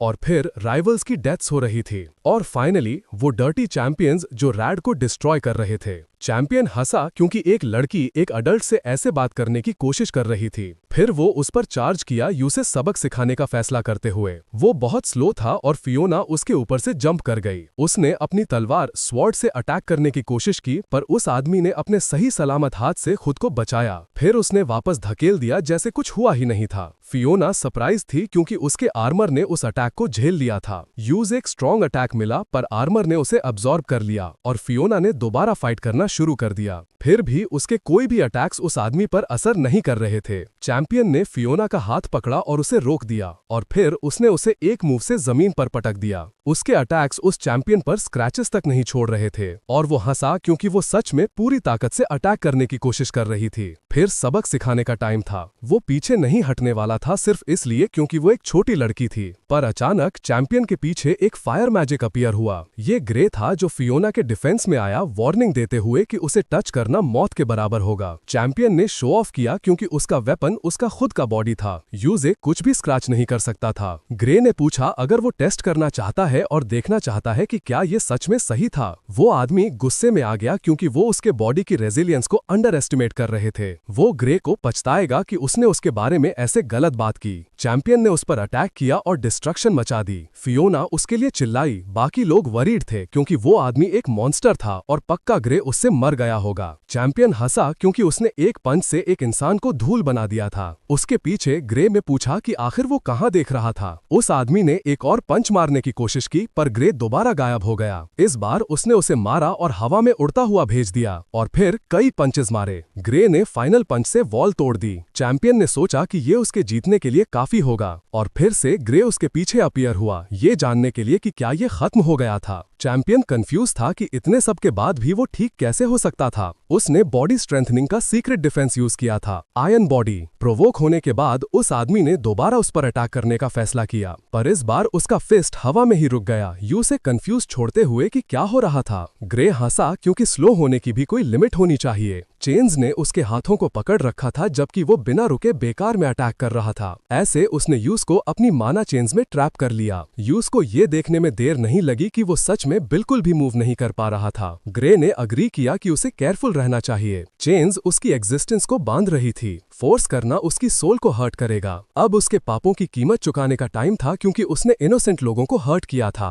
वो आदमी बार बार रोको चिल्लाया जैसे जैसे चेन्स उसके अराउंड टाइट हो रही थी। ग्रे सोच रहा था कि क्या ये पॉसिबल था क्योंकि टेस्ट्स की कोई लिमिट नहीं थी। उसका उसे मारने का कोई इरादा नहीं था। हाउएवर वो उसे आखिरकार अपना मैसेंजर बनाएगा। यूस को अपने लीडर को बताना चाहिए कि रैड को बर्बाद करना बंद करे और जैसे ही उस आदमी को बाहर फेंका जाए वो लोग निकल जाएं। ग्रे ने शॉप खराब करने के लिए अपोलोजाइज किया और रिपेयर्स के लिए पे करेगा पर वो आदमी सरप्राइज था। उसने और वेट्रेस ने चैंपियंस को फेयरवेल किया उनकी हेल्प के लिए। ग्रे ने ग्रुप को बताया कि सिटी को हीरो गैयोर कंट्रोल कर रहा था। वो चैंपियन की डिप्लोमेसी का मिसयूज कर रहा था लोगों को डर से कंट्रोल करने के लिए। उसने कहा कि वो सिटी को प्रोटेक्ट करेगा, बदले में जो वो चाहेगा वो करेगा, जो कि झूठ था। जबकि जब डीमंस अटैक करते थे तो वो पैसे लेकर भाग जाते थे। इज़ीकिया ने पूछा कि उसे इतना सब कैसे पता था और ग्रे ने रिप्लाई किया कि उसके प्राइवेट सोर्सेज हैं। खैर उसने एक वार्निंग दी और होप किया कि वो रात कहीं गुजार सकते हैं। फियोना के चेहरे पर टेंशन थी। इसी बीच ग्रुप लीडर ने मैसेज सुना कि उन्हें जाने की धमकी मिली थी। चैंपियन ने गेयॉर्क को बताया कि वो बंदा बहुत पावरफुल था। उनमें से एक ने कहा कि ये चैंपियन ही इडियट होगा जो ऐसे फूल बन गया। दूसरे ने अग्री किया क्योंकि उसने अपनी लाइफ में कभी ग्रे शेपर्ड का नाम नहीं सुना था। तीसरे ने अग्री किया कि उन्हें उसे एक बार में ही खत्म कर देना चाहिए। दो लोग लड़ने लगे क्योंकि एक मैजिकल इलिसिट सब्सटेंसेस मिक्स कर रहा था जो टॉक्सिक थे। फाइनली गेयॉर्क चिल्लाया उन इडियट्स को चुप होने के लिए। कोई इडियट उसकी अपनी सिटी में उसे बॉसी बनने की कोशिश कर रहा था। सिर्फ मरना काफी नहीं था, उन्हें उसे खत्म करना था और उसे एक एग्जाम्पल बनाना था।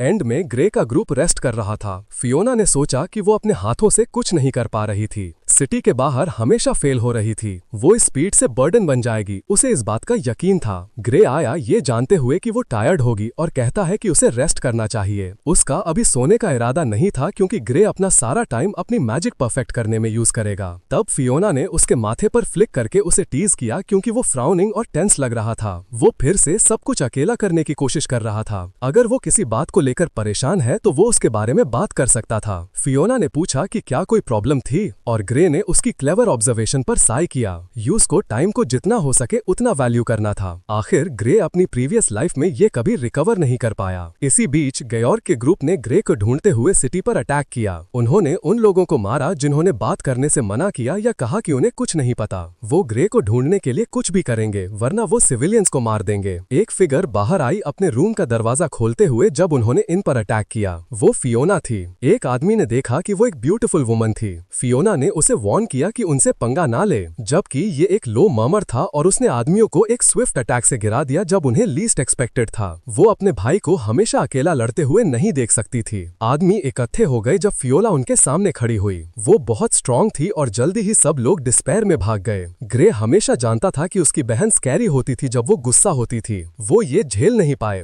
आदमी भाग गए बचने के लिए। वो गेओर्ग को रिपोर्ट करना चाहते थे कि सब कुछ गलत हो गया था। इज़ीकियल आया उनमें से एक को पकड़ते हुए जो बार से निकलने के बाद भागने की कोशिश कर रहा था। लड़कों ने सच में सोचा कि वो बिना सॉरी बोले भी इनसे एस्केप कर सकते हैं, तो इज़ीकियल ने लड़कों को वापस इनके अंदर डाल दिया, उन्हें भागने से रोक दिया। वो अभी भी सोबर नहीं था, पर ये एक्सरसाइज के लिए परफेक्ट अपॉर्चुनिटी थी। मार खाने के बाद उन्होंने कहा कि वो गेओर्ग के ऑर्डर्स पर थे। इस सिटी के चैंपियंस बदनाम थे। इज़ीकियल ने कहा कि उन्हें कभी रिग्रेट नहीं होगा। वो सिटी को कभी नहीं ले पाते अगर वो ऐसे हाफ हार्टेड होते। ग्रे अग्री करता है, पर इन लड़कों के इंटेंशंस थे। अभी उन्हें आगे बढ़ना चाहिए, क्लीन अप करने का टाइम था। वो मेक श्योर करेगा कि कोई पैरासाइट वहां ना रहे। इसी बीच एक आदमी शॉक में था क्योंकि ये एक नाइटमेयर होना चाहिए था और गेओर्ग का एक चैंपियन आया आदमी को बताने के लिए कि उसके लिए गेम ओवर था। उसने वेट करने की रिक्वेस्ट की क्योंकि वो इस बार जीत जाएगा और उन्हें डिमांडेड मनी दे देगा, पर चैंपियन जानता था कि ये बंदा इस पॉइंट पर डीप डेट में था। आदमी डेस्परेशन में रोया क्योंकि उसे गैम्बल करने के लिए फोर्स किया गया था और उसने अपना सब कुछ खो दिया था। ये क्लियर था कि गेम भी रिग्ड था। वो उसके सामने झूठ बोल रहे थे जो चैंपियन को ऐसी एक्यूजेशन पर इरिटेट करता है, और उसने आदमी के फेस पर किक मारा नॉनसेंस बात करने के लिए। जब उसने आदमी को मारना शुरू किया तो उसने माफी मांगी। चैंपियन ने स्माइल किया क्योंकि वो डीमन नहीं था। वो उसके डेट्स क्लियर कर देगा अगर वो अपनी बेटी और वाइफ को बेच दे। आदमी ने मना किया क्योंकि वो उसके ट्रेजर्स थे और चैंपियन हंसा क्योंकि उन्होंने वो ऑलरेडी कर दिया था। वैसे भी आदमी पूरी तरह शॉक में फ्रीज हो गया और चैंपियन हंसा क्योंकि उसकी वाइफ और बेटी अच्छे पैसे के लायक थे। आदमी फ्यूरियस हो गया और चैंपियन ने उसे किक मार के दूर फेंक दिया।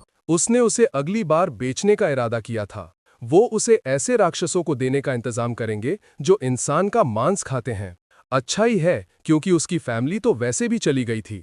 फिर वो अगले आदमी पर अटैक करता है, लेकिन फियोना उसके और उस आदमी के बीच में आ जाती है उस अटैक से डिफेंड करने के लिए। चैंपियन उस प्रिटी लड़की को देखकर सरप्राइज हो जाता है, सोचता है कि वो कितने की हो सकती है। कुछ और लोग फाइट करने की तैयारी करते हैं क्योंकि उन्हें पता था कि फियोना उन लोगों में से थी जिन्हें गेओर्ग चाहता था।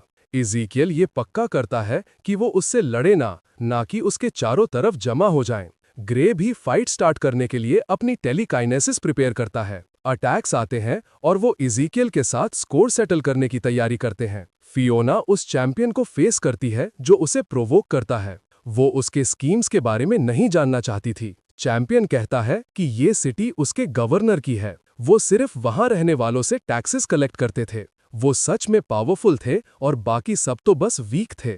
वो आदमी फियोना पर कई लगातार अटैक्स करता है। वो खुद को डिफेंड करती है। वो बंदा फास्ट था और उसे काउंटर अटैक करने का मुश्किल से चांस मिल रहा था। चैंपियन हंसते हुए पूछता है क्या हुआ, और अगर यही सब उसके पास ऑफर करने के लिए था तो अब उसके ऊपर उसका ग्रेसफुल अटैक आएगा। फियोना नॉकडाउन हो जाती है और ग्रे अपनी बहन के लिए वरीड हो जाता है। वो उठती है और रिस्पॉन्ड करती है कि वो ठीक है। फियोना अपने भाई को दिखाना चाहती थी कि वो बर्डन नहीं थी। वो सोचती है कि वो स्पीयरमैन को कैसे हराएगी। ऑल्दो चैंपियन को लगता है कि ये टायरसम हो रहा था, वो उस पर कई और अटैक्स करता है जिन्हें वो डिफेंड करती है जबकि एक ओपनिंग ढूंढ रही होती है। फाइनली फियोना वो स्टैंड्स देखती है। वो फाइनल अटैक के लिए प्रिपेयर करता है। ये उसकी अपॉर्चुनिटी थी। वो इस एडवांटेज का फायदा उठा सकती थी और इस तरह स्पीयरमैन फियोना की तरफ एक अटैक लॉन्च करता है और वो अपनी स्वॉर्ड से उसके स्पीयर पर स्ट्राइक करती है, उसे पियर्स करती है और चैंपियन को स्टार्टलिंग करती है। इस तरह उसकी स्वॉर्ड और बॉडी को 2 टुकड़ों में तोड़ देती है। फियोना अपने घुटनों पर गिर जाती है जैसे ही बैटल खत्म होती है। ग्रे पूछता है कि वो ठीक है और फियोना पूछती है कि क्या उसने अच्छा काम किया। वो अग्री करता है कि उसने सच में बहुत अच्छा किया और इस केस में फियोना उठती है डिसाइड करते हुए कि वो अभी भी फाइट कर सकती है। लास्ट फाइट डेंजरस थी क्योंकि उसने अपना आर्मर नहीं पहना था। ग्रे को भी उसे प्रोटेक्ट करने के लिए और स्ट्रॉन्गर होना था, लेकिन किसी रीजन से उसे कर्स का दर्द जाते हुए फील नहीं हुआ। मीनवाइल गेओर्ग का दूसरा चैंपियन हंसता है, ये बिलीव नहीं करते हुए कि उसके पास इतना फूड स्टॉक में था। बहुत सारा क्वालिटी स्टॉक था और वो पैसे कमा सकते थे अगर सब कुछ बेच देते। सडनली एक गार्ड चैंपियन को अलर्ट करता है कि ये इमरजेंसीज के लिए सप्लाई थी, लेकिन वो उस आदमी को एक अटैक से चुप करा देता है क्योंकि उसके लिए उसमें से कुछ भी मैटर नहीं करता था। अगर उन्हें भूख लगती तो वो पत्थर या कुछ भी ऐसा खा सकते थे। चैंपियन को सिटी के लोगों की परवाह नहीं थी। फियोना कहती है कि ये लोग सच में ट्रैश थे और इज़ीकियल अग्री करता है इवन दो क्लीनअप अच्छा चल रहा था। वो आदमी उन पर फाइट करने के लिए रश करते हैं क्योंकि उन्होंने पहचान लिया था कि वही थे जिन्हें गयोग ढूंढ रहा था। उन्हें जल्दी से निपटाने के बाद अब तीसरे चैंपियन को ढूंढने का टाइम था। वो अंडरग्राउंड की तरफ जाते हैं जहां कई लोगों को इम्प्रिजन किया गया था। वहां कई एडिक्टेड लोग थे जो और मैजिकल इलिसिट सब्सटेंसेस चाहते थे। चैंपियन प्रॉमिस करता है कि वो और देगा, बदले में उसे अपने बच्चे देने होंगे अगर उसके पास थे। बाकी सबको उन्हें चुराना चाहिए और वो ये प्रॉमिस करते हुए भाग जाते हैं कि वो और मैजिकल इलिसिट सब्सटेंसेस के लिए कुछ भी करेंगे। वो सब लोग थे जो अपनी वाइसेस द्वारा यूज हो रहे थे। चैंपियन लोगों को टूटते हुए एंजॉय करता है। वो किसी को भी खत्म कर देगा जिसकी हैप्पी लाइफ थी। फियोना अगले ही पल अपीयर होती है, उन सबको ट्रू स्कम कहते हुए। चैंपियन हंसता है ये पहचान कर कि ये सिटी की फेमस टीम होगी, लेकिन ग्रे को उसे एक ह्यूज एक्सप्लोजन से चुप कराने में ज्यादा टाइम नहीं लगा। गयोग ने रिपोर्ट सुनी कि मैजिकल इलिसिट सब्सटेंसेस की फैक्ट्री ग्रे ने जला दी थी। सब चैंपियंस डिफीट हो गए थे और वो इतना गुस्सा था कि उन्होंने ऐसा किया। फाइनली बॉस ही अकेला बचा था इन सिटी के लोगों से डील करने के लिए। सबसे पहले उन्हें एक्ट करना होगा इससे पहले कि वो भागने का डिसाइड करें। इज़ीकियल टायर्ड था और सजेस्ट करता है कि वो रेस्ट कर सकते हैं और अगले दिन कंटिन्यू करेंगे। ऑल्दो ग्रे उसे डिनाई करने की कोशिश करता है, इज़ीकियल उसे खींच कर ले जाता है और फियोना को बच्चों का ख्याल रखने के लिए छोड़ देता है। वो बच्चों को बताती है कि सब ठीक हो जाएगा और अथॉरिटीज जल्दी ही आ जाएंगी। बाद में पेरेंट्स अपने बच्चों को ले जाते हैं और सब कुछ सेफली रिजॉल्व हो जाता है। जब वो इन वापस आई तो वो सोचती है कि क्या ग्रे अपने रूम में वापस गया। उसने उन्हें ये कहते हुए सुना कि फियोना को मत बताना। इज़ीकियल कहता है कि उसकी बॉडी का बैलेंस पूरा गड़बड़ हो गया था। अगर वो ऐसे ही खुद को पुश करता रहा तो उसके बॉडी के मेरिडियंस डिस्ट्रॉय हो जाएंगे और उसकी जान चली जाएगी। फियोना को यकीन नहीं हो रहा था कि ग्रे इतनी मेहनत कर रहा है। वो अपनी लिमिट्स जानता था और हमेशा अपनी बॉडी को उन्हें सरपास करने के लिए ट्रेन करता रहता था। अगर ऐसी दुनिया होती जहां फियोना खुश रहती तो उसकी लाइफ एक सस्ती कीमत होती। सिर्फ गयोग ही बचा था, उन्हें जल्दी ही इसे निपटाना था। तभी गयोग के चैंपियंस ने कहा कि उन्हें जल्दी से चोरी करके भाग जाना चाहिए। तभी फियोना वहां आ गई, जिससे वो आदमी स्टार्टल्ड हो गए और पूछने लगे कि वो कौन है। तब उन्होंने पहचाना कि वो ग्रे के ग्रुप में से है और डर गए। उसने जल्दी से उन्हें निपटा दिया जब वो उसे मारने की तैयारी कर रहे थे। लड़ाई के दौरान वो शांत और चुप थी। वो अपने भाई को फिर कभी इतना आगे बढ़कर खुद को हर्ट नहीं करने देगी। जब फियोना का काम हो गया तो एक आदमी वहां आया और बोला कि एक बच्चे के लिए बेकार कचरा हटाना तो एक्चुअली अच्छा है। ये गयोग था जिसने पूछा कि किसकी हिम्मत हुई उसके शहर से पंगा लेने की। वो तब तक चैन से नहीं बैठेगा जब तक उन सबको खत्म नहीं कर देता। उसने उस पर अटैक किया, उसे मारने की तैयारी में। पहले गयोग उस साल के ग्रैंड टूर्नामेंट का विनर था। सब उसकी फेंसिंग और वैलेंस्टाइन फैमिली के विजर्ड को हराने के लिए उसकी तारीफ करते थे। सब ने सेलिब्रेट किया और गयोग ने कसम खाई कि वो हमेशा सबकी एक्सपेक्टेशंस पर खरा उतरेगा। और अब वो हर उस इंसान को खत्म करने के लिए फ्यूरियस था जिसने उसके शहर से पंगा लिया था। उसने फियोना पर अटैक किया, जिसने थोड़ी मुश्किल से खुद को डिफेंड किया। इस हद तक कि फियोना की स्वॉर्ड आखिरकार उसके शौक में टूट गई। गयोग की टेक्निक अपने टारगेट्स को डिस्ट्रॉय करना थी। वो उसे भी ऐसे ही टुकड़े टुकड़े कर देता। अब उसकी बारी थी, लेकिन अटैक लगने से पहले किसी चीज ने उसे सरप्राइज कर दिया। एक हाई रैंक की मैजिकल बैरियर ने उसे प्रोटेक्ट किया। ये सेक्रेड आर्मर्स में से एक का डिफेंस था। फियोना ने कहा कि ये एक इम्पोर्टेंट आर्मर था जो उसके भाई ने उसे दिया था। वो ऐसे आर्मर को कभी पियर्स नहीं कर पाएगा। अगर वो उसे हर्ट नहीं कर सकता था तो गयोग ने उसे दूसरे तरीकों से खत्म करने का डिसाइड किया। तो उसने उसके सामने एक स्पाइक्ड बॉल फेंकी। स्पाइक्ड बॉल फियोना की तरफ गई उसे पकड़ने के लिए। पर्गटोरी स्केज एक ऐसा स्पेल था जो टारगेट को आइसोलेट करता है और फिजिकल इंटरफेरेंस को ब्लॉक करता है। भले ही डार्क मैजिक बैंड था, लेकिन वो उसमें काफी स्किल्ड था। वो डिस्पेयर में जाते हुए अनकॉन्शियस होने का मजा ले सकता था। गयोग बस उसे इस अजीब सीन में देख रहा था। अब जब वो औरत न्यूट्रलाइज हो चुकी थी तो वो सोच रहा था कि क्या उसे खत्म कर देना चाहिए। जब वो डिसाइड करने की कोशिश कर रहा था, गयोग पीछे हटा जब जमीन से एक अटैक आया। ये ग्रे था जिसने कहा कि उसने उसे तुरंत ना मारकर सही चॉइस की। गयोग ने देखा कि वो अपनी छोटी बहन को बचाने के लिए भागा, जो शर्म की बात थी क्योंकि वो एक हीरो था और हारेगा नहीं। इज़ीकियल ने पहचाना कि वो पावरफुल था। इस तरह का ओपोनेंट विज़र्ड्स के लिए एक प्रॉब्लम था, लेकिन ग्रे डिटर्मिन्ड था क्योंकि जो भी फियोना को हर्ट करेगा वो उसके हाथों ही खत्म होगा। तो उसने गयोग के खिलाफ एक जायंट और पावरफुल अटैक अनलीश किया। उस आदमी ने अटैक को काउंटर किया, अपनी स्वॉर्ड को मैजिक ब्लास्ट के खिलाफ घुमाते हुए। उसकी स्वॉर्ड आग को भी काट सकती थी और उसके फ्लैश पर भी अच्छे से काम करेगी। अगले ही पल वो ग्रे की तरफ चार्ज किया। ग्रे ने पूछा कि वो इतना स्ट्रॉन्ग होते हुए ऐसे कैसे एक्ट कर सकता है। चैंपियंस को लोगों को प्रोटेक्ट करना होता है। गयोग ने रिप्लाई किया कि ग्रे कभी नहीं समझेगा। उसका सामना कभी हाई रैंक डीमन से नहीं हुआ था। ये ऐसी चीज नहीं थी जिसे ह्यूमैनिटी जीत सके। दुनिया बचाने की बजाय ये समझदारी थी कि जितना हो सके उतनी वेल्थ ले लो और सरवाइव करो। आखिर ये एक ऐसा दौर था जहां चैंपियंस अपनी मर्जी से कुछ भी कर सकते थे।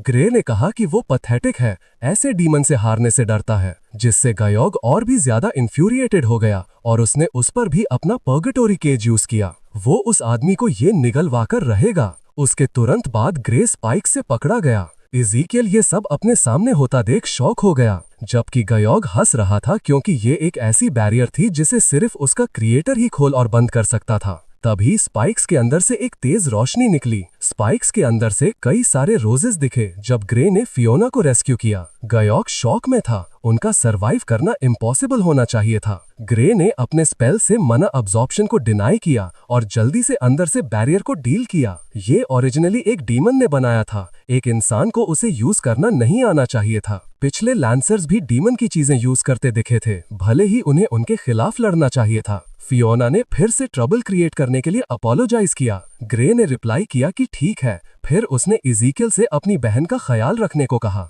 गयोर को समझ आ गया कि ये एक गलती थी। उसे कभी भी किसी विज़र्ड के टूल पर ट्रस्ट नहीं करना चाहिए था। आखिर एक स्वॉर्ड्समैन को अपनी स्वॉर्ड से ही किल करना चाहिए था। इस केस में वो टेक्निक दिखाएगा जिसे उसने ग्रैंड टूर्नामेंट के दौरान ट्रेन किया और यूज किया था। और गयोर ने एक अटैक प्रिपेयर किया जो उसकी डायरेक्शन में जल्दी से आया। इज़ीकियल ने फियोना को डिफेंड किया जबकि अटैक ग्रे को हिट करने आया। वो गायब हो गया जब अटैक उसे डायरेक्टली हिट किया। उन्हें तो बिलीव भी नहीं हुआ, उसकी बॉडी का कुछ भी नहीं बचा। गयोर हंसा क्योंकि ग्रे एक इंसान को भी ओवरकम करने में केपेबल नहीं था। लेकिन ग्रे उसके पीछे अपीयर हुआ क्योंकि एंड में स्वॉर्ड के साथ भी वो इनकॉम्पिटेंट था। वो उसके अटैक को इजीली सरपास कर पाया, बस उसकी पावर को फील किया और अवॉइड कर दिया। गयोर को मुश्किल से बिलीव हुआ कि वो चैंपियन होते हुए भी हार गया। तभी मैजिकल चेन्स ने उसके लेग्स को पकड़ लिया और फिर उसके सर के ऊपर कई स्पीयर्स अपीयर हुए। ग्रे ने रिप्लाई किया कि अगर वो एक चैंपियन है तो उसे ये सब हैंडल करना आना चाहिए। और फाइनली उसके खिलाफ बैटल खत्म हो गई जब अटैक्स ने गयोर को हिट किया। इनमें वापस आकर इज़ीकियल ने पूछा कि अब उन्हें क्या करना चाहिए जब उन्होंने पैरासाइट्स को डील कर लिया था। ग्रे ने कहा कि वो सिटी में ही रुकेंगे। सेक्रेड वाटर स्पिरिट के ब्लेसिंग देने का टाइम लगभग हो गया था। फियोना एक्साइटेड हो गई क्योंकि उसने पहले कभी कोई स्पिरिट नहीं देखी थी। सडनली किसी ने डोर नॉक किया, भले ही काफी लेट हो गया था। बाहर 3 लोग खड़े थे। उस आदमी ने खुद को रैड का लॉर्ड ऑरलैंडो ग्रेसेल और उसका बेटा हाइंस ग्रेसेल इंट्रोड्यूस किया। ग्रे और उसके ग्रुप ने भी सिटी के लॉर्ड को इंट्रोड्यूस किया। ऑरलैंडो तभी आ गया जैसे ही उसने सुना कि गयोर्ग हार गया था और वो एक रिवॉर्ड डिलीवर करना चाहता था। चेस्ट में गोल्ड कॉइन्स का एक इमेजरेबल अमाउंट था। ग्रे ने क्वेश्चन किया कि ये एग्जैक्टली क्या था। आखिर ऑरलैंडो और हाइंस ने फॉरगिवनेस मांगी क्योंकि अगर वो इनफ नहीं था तो उन्हें और मिल सकता था। ग्रे ने रिप्लाई किया कि वो उन्हें एक्सटॉर्ट नहीं करेंगे, वो ये पैसा सिर्फ लोगों के लिए ही यूज कर सकता था। इससे लॉर्ड और उसके बेटे दोनों सरप्राइज हो गए। हाइंस ने ग्रे को थैंक किया क्योंकि वो बहुत ग्रेटफुल थे। वो मुश्किल से सर्वाइव कर पाते अगर गयोर्ग को रोकने वाला कोई नहीं होता। जब से उन्होंने उसकी ग्रैंडमदर को मारा था, उन्हें जो कुछ भी हुआ उस पर आंखें बंद करनी पड़ी थी। ग्रे ये सुनकर खुश हुआ कि वो इतना विलिंग थे और कुछ था जो वो एक्चुअली शुरू करना चाहता था। वो जानना चाहता था कि क्या उसे एकेडमी गिल्ड से कुछ एम्प्लॉइज मिल सकते हैं। फिर उसे एक फॉर्मूला प्रेजेंट किया गया जो बता रहा था कि मैकग्रास एक्सट्रैक्ट से स्पेल कैसे बनाते हैं। वो एक्सट्रैक्ट कैटलिस्ट की तरह एक्ट करेगा और इविल स्टोन से बहुत सारा मैना ड्रॉ करेगा, और अगर वो मैना को बाद में क्रिस्टलाइज कर सके तो वो एक एक्सट्रीमली पोटेंट मैना रेस्टोरेशन अचीव कर सकते थे। गिल्ड के गाइस को कभी बिलीव नहीं हुआ कि ऐसी चीज पॉसिबल थी, इतनी प्योर रेस्टोरेशन। मैकग्रास और इविल स्टोन्स फ्लामा माउंटेन्स में अबंडेंट थे, वो प्रोड्यूस और सेल कर सकते थे। हाइंज ने कहा कि वो इसे उनके हाथों में छोड़ सकता है। उसके पास एक मर्चेंट गिल्ड थी जो सेल करने के लिए कोऑपरेट करेगी। फियोना को लगा कि स्टोन्स ब्यूटीफुल थे। इवन इज़ीकियल भी इम्प्रेस था और उसने पूछा कि उसने ये कहां से सीखा। ग्रे ने रिप्लाई किया कि उसने खुद से बहुत एक्सपेरिमेंट किया था। हालांकि उसने फियोना को रिवाइव करने के बारे में बहुत रिसर्च किया था और उसमें इस तरह की क्रिएशंस भी शामिल थीं। हाइंज ने पूछा कि क्या वो अब उनके मैंशन नहीं आएगा। वो सिटी बचाने वाले ग्रेट हीरोज के लिए एक बैंक्वेट प्रिपेयर करेंगे। ग्रे ने रिप्लाई किया कि वो थोड़ी देर रुकेंगे, लेकिन वो सिटी में वॉक करने जाएगा ये देखने के लिए कि क्या गयॉर्क के कुछ आदमी अभी भी आसपास थे। जब फियोना ने इंसिस्ट किया तो वो उसे साथ ले गया। इज़ीकियल ने किसी से मिलने के लिए बाहर जाने का डिसाइड किया। फियोना जानती थी कि वो पक्का किसी और लड़की को हिट ऑन करने जा रहा था। उसने होप किया कि ग्रे कभी भी वैसा नहीं होगा, और रास्ते में वो किसी से टकरा गया। वो लड़की सॉरी बोलते हुए गिर गई क्योंकि वो अपना रास्ता नहीं देख रही थी। ग्रे उसे हेल्प करने के लिए झुका और सॉरी बोला क्योंकि उसने भी उसे नहीं देखा था। तभी वो उसे देखकर स्टार्टल्ड हो गया।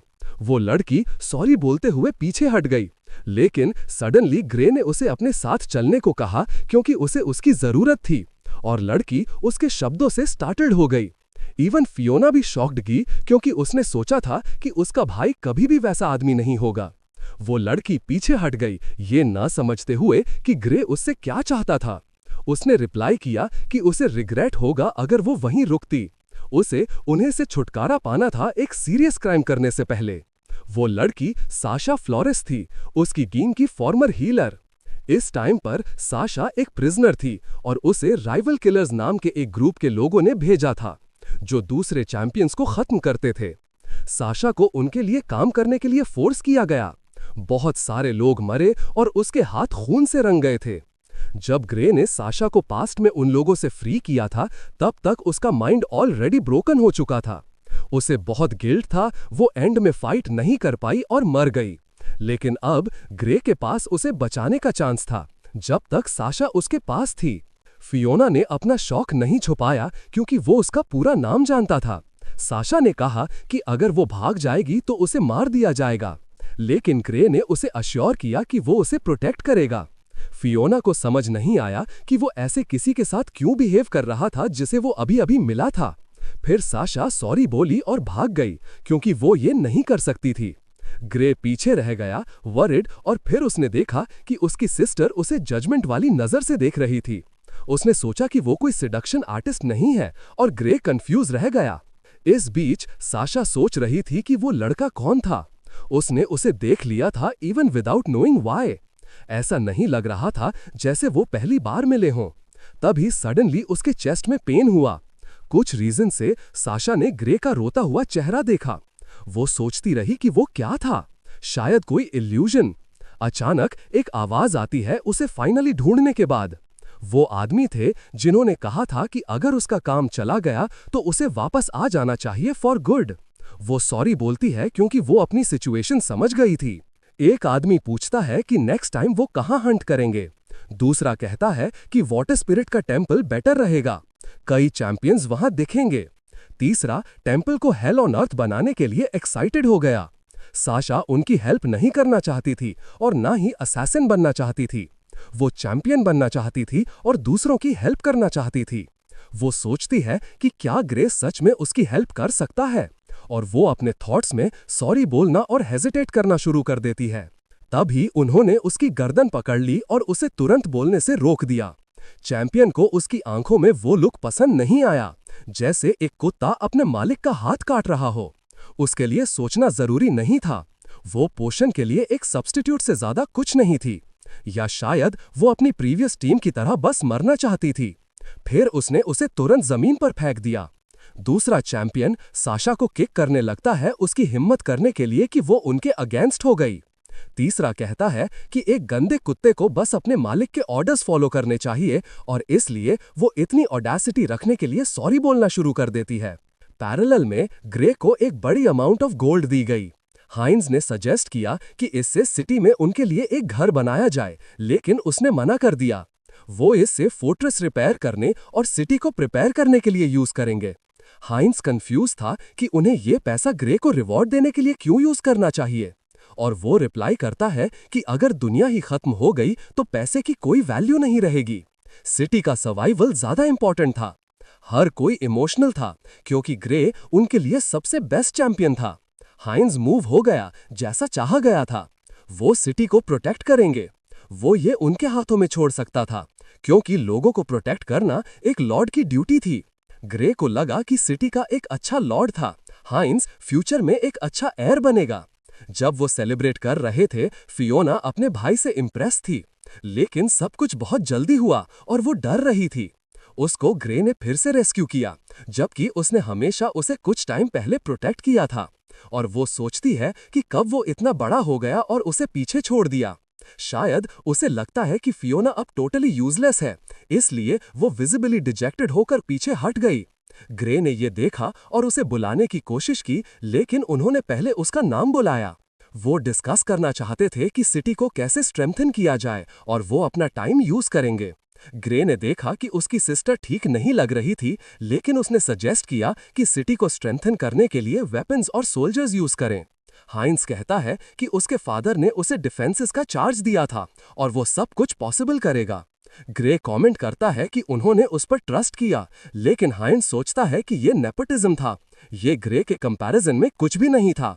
ग्रे ने देखा कि हाइंस दूसरे एरोगेंट रूलर्स से बहुत अलग था। वो वॉल्स को भी स्ट्रेंथन करना चाहता था और आदमी मान गए। उनके पास डीमन अटैक तक अभी भी थोड़ा टाइम था। उन्हें ईवल गॉड का सामना करने के लिए जितना हो सके उतनी तैयारी करनी थी।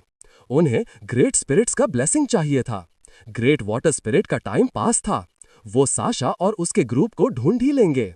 बेस्ट सिनारियो में वो दो प्रॉब्लम्स एक साथ सॉल्व कर लेते। ग्रे वापस हट गया और सारी चीजें हाइंस के हाथ में छोड़ दी। वो अपनी बहन को ढूंढने बाहर गया और अचानक उसे एक चीख सुनाई दी। ये फियोना थी जो सॉर्ड के साथ ट्रेनिंग कर रही थी। वो और स्ट्रांग बनना चाहती थी। वो अपने भाई के लिए बोझ नहीं बन सकती थी। ग्रे उसके पास आया जब उसने उसे ढूंढ लिया, और वो पूछती है कि क्या उसे लगता था कि वो यूजलेस है, और वो वापस पूछता है कि उसने उसका क्या मतलब था। फियोना को लगा कि वो बस जगह घेर रही थी। वो वीक थी और अकेले कुछ नहीं कर सकती थी। तब ग्रे पास आता है ये कहते हुए कि वो स्ट्रांग थी और वो ये सब सबसे ज्यादा जानता था। उसने उसे हमेशा बचाया था। अब उसकी बारी थी उसे प्रोटेक्ट करने की। ग्रे को उस पर फेथ था और वो यूज कहता है कि ऐसी बात कभी मत कहना। फियोना उसके वर्ड्स के लिए थैंक करती है और अचानक कोई ग्रे को बुलाता है। ये हाइंस था जो वॉर्न करने आया था कि डिनर जल्दी रेडी हो जाएगा। फियोना अभी भी ट्रेन करना चाहती थी और ग्रे कमेंट करता है कि इज़ीकियल किसी पास के बार में ड्रिंक कर रहा होगा, जो कि स्ट्रेंज था। और हाइंस मेंशन करता है कि जब से सिटी लिबरेट हुई है वो किसी बार में गया नहीं लगता। पैरेलल में किसी और जगह गयोक को चेन में बंधा हुआ था। एक पर्सन एंटर करता है और गयोक को ग्रीट करता है जो जगा हुआ था। ये इज़ीकियल था जो पूछता है कि वो कैसा था। गयोक कंप्लेन करता है क्योंकि वो वहां कई दिनों से था, और इज़ीकियल कहता है कि ये सरप्राइजिंग था कि वो अभी भी बात कर सकता था। इज़ीकियल जानता था कि गयोक के अभी भी कुछ लोग सिटी में होंगे। गयोक पूछता है कि वो एग्जैक्टली क्या सोच रहा था। वो जानते थे कि वो डीमंस के कांटेक्ट में थे अपने टूल्स और मैजिकल इलिसिट एक्टिविटीज के थ्रू। इन शॉर्ट, इज़ीकियल ने डिड्यूस किया कि सिटी में एक ट्रेटर था और वो जानना चाहता था कि वो कौन था। लेकिन गयोक उस पर्सन का नाम बताने से मना कर देता है।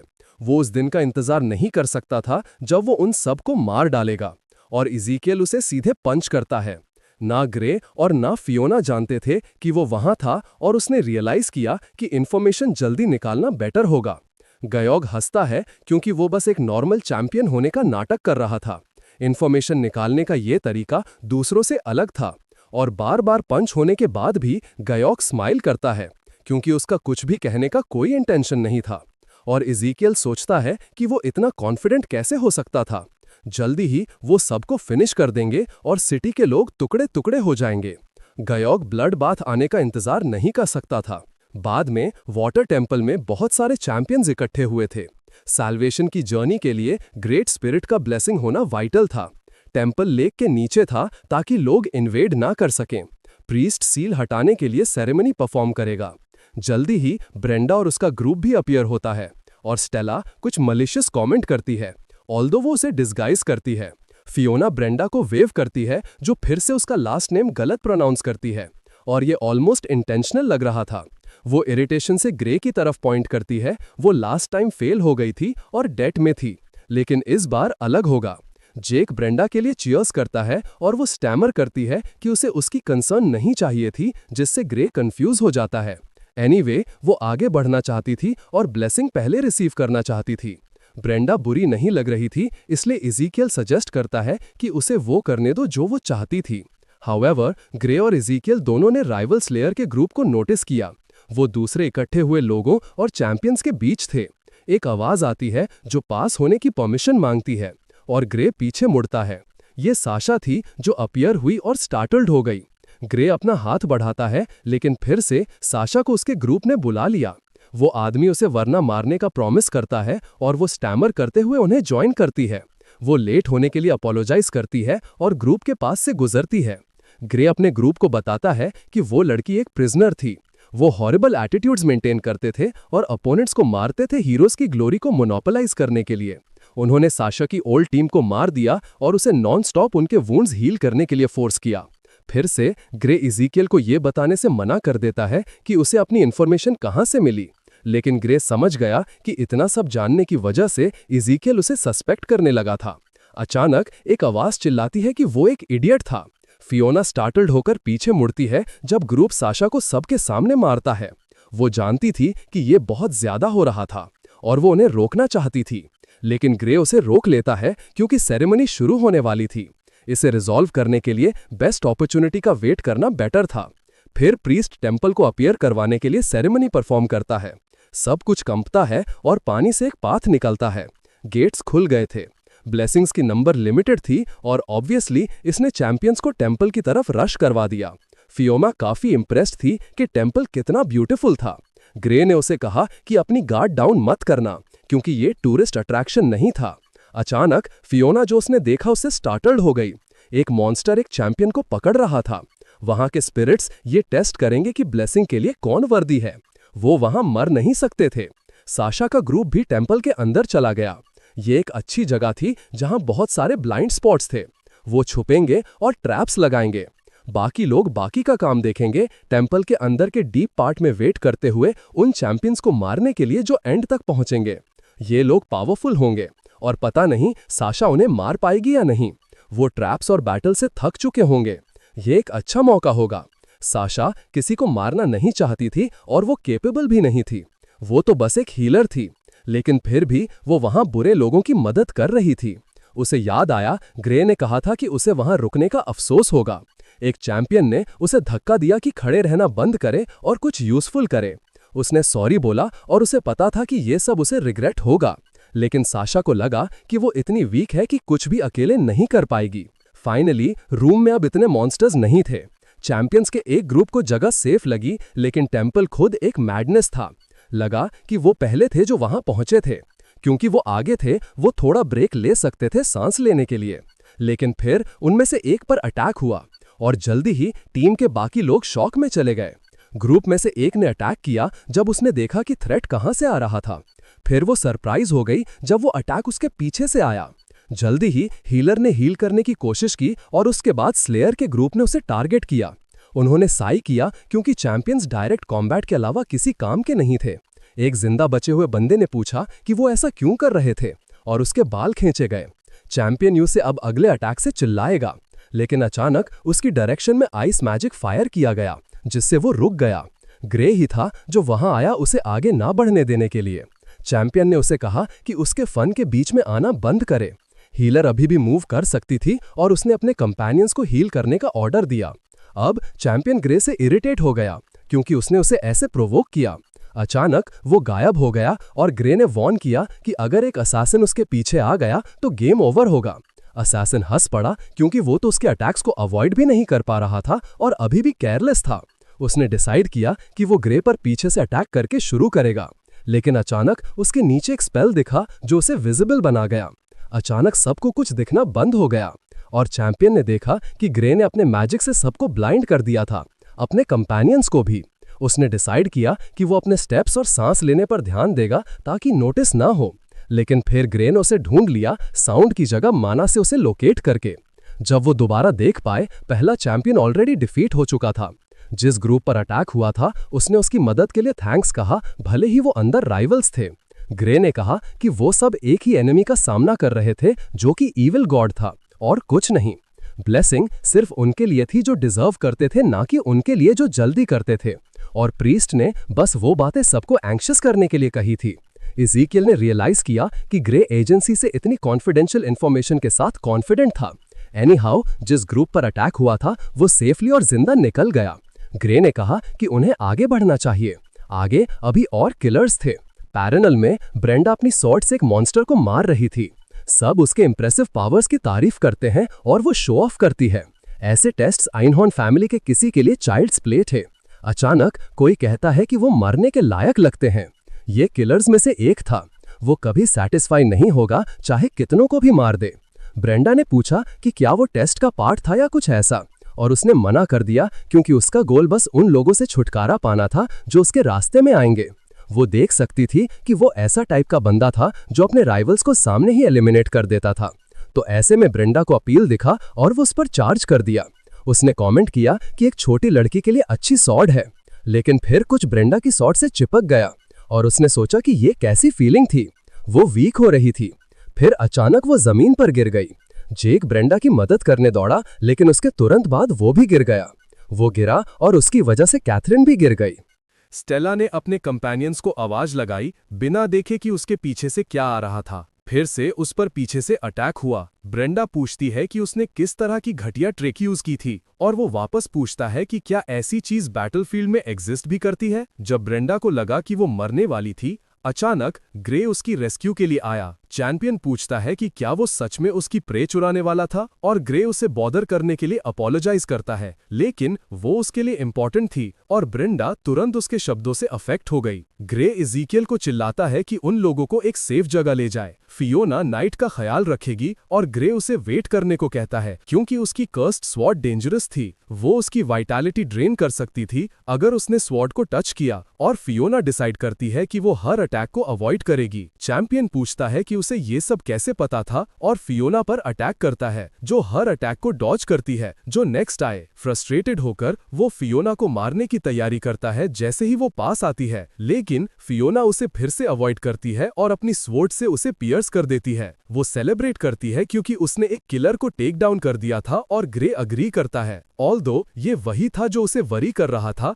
उसका टैलेंट इतना ग्रेट था कि ये एक ट्रेजेडी थी। इस रेट पर ये रिपीट हो सकता था। ब्रेंडा कहती है कि उसे सेव करने की जरूरत नहीं थी क्योंकि वो एंड में जीतने वाले थे और ग्रे अग्री करता है। फियोना रिटॉर्ट्स करती है कि वो अनग्रेटफुल हो रही थी और ब्रेंडा हकलाते हुए कहती है कि उसे हेल्प नहीं चाहिए थी। अगर वो इतनी अनडिग्निफाइड तरीके से मरती तो वो हेल में अपने लीडर को कभी नहीं ढूंढ पाती। अचानक चैंपियन अपनी कैमेला वर्ड स्वॉर्ड से बात करते हुए खड़ा होता है ताकि स्टोलन वाइटैलिटी को फ्री कर सके और उन सब को एक साथ मारने दे। और आउट ऑफ नोवेयर वो आदमी एक तरह का बॉम्ब एक्टिवेट करता है सबको अपने साथ ले जाने के लिए। फियोना ग्रे को पुश करती है ताकि वो एक्सप्लोजन से दूर हो जाए, लेकिन वो खुद गिर जाती है जब जमीन टूट जाती है। ग्रे हाथ बढ़ाता है, लेकिन फियोना पहले ही गिर चुकी थी और बहुत देर हो चुकी थी। वो गिरने लगी ये जानते हुए कि इस रेट पर वो मर जाएगी, लेकिन अचानक विंग्स दिखे। वो आर्मर से निकले विंग्स थे जो उसे सेफ रखे जब वो ग्राउंड पर पहुंची। ये एक लॉन्ग फॉल थी, लेकिन कम से कम वो ठीक थी। फियोना वरी करती है कि क्या बाकी लोग ठीक थे, लेकिन ग्रे को जानते हुए उन्हें ठीक होना चाहिए। वो प्रोबेबली टेम्पल में और अंदर जाएंगे और वो उन्हें बाद में ढूंढ पाएगी। रास्ते में फियोना को एक बहुत ब्यूटीफुल रूम मिलता है। ये बाकी टेम्पल से अलग था, शायद जहां ग्रेट स्पिरिट ऑफ वाटर रहता था। वो साशा को वहां नीचे ढूंढने के लिए हार्डली वेट कर पा रही थी। साशा के फेस पर इंजरी थी और वो फियोना को डर कर देख रही थी। वो खुद को ग्रे की सिस्टर बताती है और साशा उसे भागने को कहती है। लीडर वहां नीचे सबको मारने का प्लान कर रहा है। वो दूसरों को चेक करने गया था, लेकिन जल्दी वापस आ जाएगा। फियोना को पता था कि उसका भाई सच बोल रहा था, उसे साशा को बचाना था। वो कहती है कि उन्हें एस्केप करना चाहिए। वो अपनी टीम के साथ नहीं रह सकती थी और उसे प्रोटेक्ट करने का प्रॉमिस करती है। फियोना को पता था कि साशा एक हीलर थी और खुद को हील करने की कोशिश कर सकती थी, लेकिन वो जवाब देती है कि ये वेस्ट होगा। ये बस टाइम की बात थी जब वो फिर से हर्ट हो जाती। फियोना को उसकी डिप्रेसिंग बातें सुनकर मूव हो गई और वो उसे हक करने के लिए पास आती है। वो हर्ट होने की आदी हो चुकी होगी और अगर ऐसा चलता रहा तो वो सब कुछ छोड़ देती। साशा जवाब देती है कि शायद ना देखना इससे बेहतर था। उसे ग्रे याद आया जब उसके साथ विलेज में बदसलूकी हुई थी। फियोना ने उसे अबैंडन ना करने का पक्का इरादा कर लिया था और इसलिए उसने उसका हाथ पकड़कर जाने के लिए खींचा। भले ही साशा को ये एक गुड आइडिया नहीं लगा, फिर भी उसने बहुत टाइम से ऐसा जेंटल और वार्म टच फील नहीं किया था। तब ही टीम लीडर आया पूछते हुए कि वो उसके डॉग को कहां ले जा रही थी। लगा कि उसे एक लेसन की जरूरत थी और इसलिए वो साशा पर अटैक करने गया। वो अपनी जगह पर फ्रीज हो गई, लेकिन फियोना ने उस अटैक को अपनी स्वॉर्ड से डील किया। उसने एक ही मूवमेंट में स्पिरिट को तोड़ दिया। वो उतनी वीक नहीं थी जितना लीडर ने सोचा था। फियोना ने जवाब दिया कि कोई भी चैंपियन अपने कंपेनियंस को ऐसे हर्ट नहीं करेगा। ये सुनकर वो हंस पड़ा, पूछते हुए कि क्या उसे पता था कि उसने स्पिरिट टेंपल क्यों चुना। क्योंकि वो एक स्पिरिट यूजर था, उसकी पावर वहां नीचे और भी ज्यादा थी। कई स्पिरिट समन किए गए और फियोना की डायरेक्शन में भेजे गए, लेकिन वो डरी नहीं, अपनी स्वॉर्ड उनके खिलाफ चलाती रही जब तक रास्ते में एक ने उसे काट नहीं लिया। वो घिर चुकी थी और लीडर हंसा क्योंकि वो डॉग फूड बन गई थी। पर जैसे ही उसने ये कहा, स्पिरिट्स के बीच से एक चमक निकली। उसके ट्रैप के विंग्स ने फियोना को उड़ा दिया और वो स्पिरिट से आगे निकल गई। उन्होंने उसका पीछा किया, पर वो पहले समनर को खत्म करने के लिए डिटर्मिन थी, जो एक अच्छा चॉइस था, लेकिन लीडर की ओपिनियन में बहुत फूलिश। वो स्टार्टल्ड होकर रुक गई और सडनली उसके पैरों के नीचे से कुछ निकला। एक बहुत बड़ा स्पिरिट साशा को निगलने के लिए अपीयर हुआ, जो उसके बिल्कुल पीछे थी। अनग्रेटफुल डॉग्स जो एस्केप करने की कोशिश कर रहे हैं, वो पनिशमेंट डिजर्व करते हैं। एक हीलर होने के नाते वो सरवाइव कर जाती अगर उसकी आधे बॉडी को भी चीर दिया जाता। लीडर क्रूअल था और बस साशा को फॉरगिवनेस मांगते हुए सुनता रहा, पर उसने तब भी उसे माफ करने से मना कर दिया। जब साशा खुद को हर्ट कर रही थी, तब फियोना उसे सेव करने की कोशिश करने के लिए कूद उसने मॉन्स्टर की आंख में हिट कर दिया, जो उसे भी अटैक करने की प्रेपरेशन कर रहा था। पर उससे पहले कि ऐसा हो पाता, कई बैरियर्स ने उसे डिफेंड किया। लीडर जानता था कि ये एक सेक्रेड रेलिक की पावर थी, जो काफी इंप्रेसिव थी, लेकिन ये इनफैलिबल नहीं थी। उसने अगले बैरियर को एसिड से तोड़ दिया। इस तरह उसके बाद फियोना उसके स्पिरिट से पकड़ ली गई। साशा चीखी जैसे ही उसने फियोना को मॉन्स्टर के मुंह के अंदर रुकते देखा,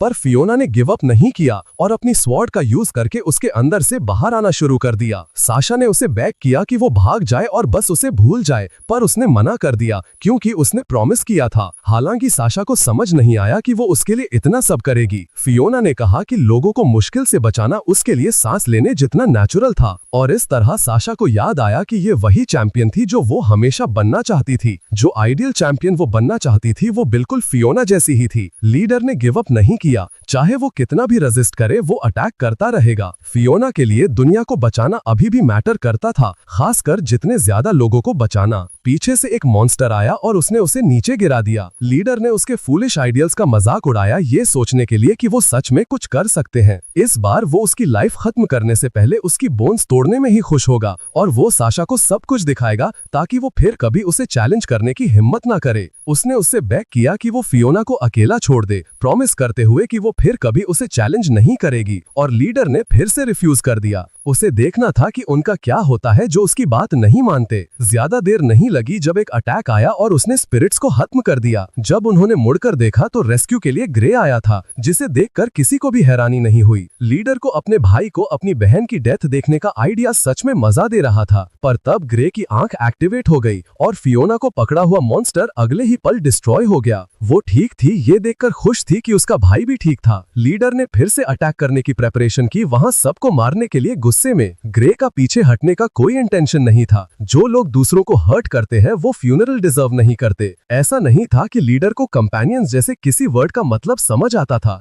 फिर भी उनकी स्पिरिट्स एक के बाद एक डिस्ट्रॉय हो रही थी। उसका अटैक एक मिस्टेक था। चाहे उसने कितने भी स्पिरिट्स को हराया हो, ग्रे समनर को भी एम कर रहा था और इस तरह अगले ही पल उसका अटैक उस तक पहुंच गया। साशा बस ये सीन देख रही थी और देखा कि वो हील होने की डिमांड कर रहा था। वो हील करने के लिए अग्री करती है, पर ऐसा करने से पहले एक आवाज उसे रोक देती है। ये ग्रे था जो पूछ रहा था कि क्या वो सच में ऐसा करना चाहती थी। अगर वो उसे हील करेगी तो कुछ भी नहीं बदलेगा, ना उसकी सिचुएशन और ना ही वो खुद। फिर भी वो हेजिटेट कर रही थी। लीडर चिल्लाया कि उसके पास कोई चॉइस नहीं थी। वो एक यूजलेस ट्रैश की जो बस खड़ी रही जब उसकी टीम मर रही थी। लीडर ने डिसएग्री किया क्योंकि वो जितना सोचती थी उससे ज्यादा स्ट्रांग थी। वो चैंपियंस में सबसे बेस्ट हीलर थी, इसलिए वो आगे बढ़ सकती थी। अगर वो ऐसा करती तो वो वहां पहुंच जाती जहां वो जाना चाहती थी। वो इमोशनल हो गई ये सोचकर कि वो दुनिया को कैसे बचा सकती थी। लीडर ने क्वेश्चन किया कि वो उसकी बात क्यों सुन रही थी। ऐसा लगा कि उसने उसे ठीक से पनिश नहीं किया था। तब उसने एक स्पिरिट को यूज अटैक करने को भेजा, पर वो टुकड़ों में टूट गया जब फियोना उसे रेस्क्यू करने आई, उसे अश्योर करते हुए कि सब ठीक हो जाएगा क्योंकि वो उसका ख्याल रख रहे थे।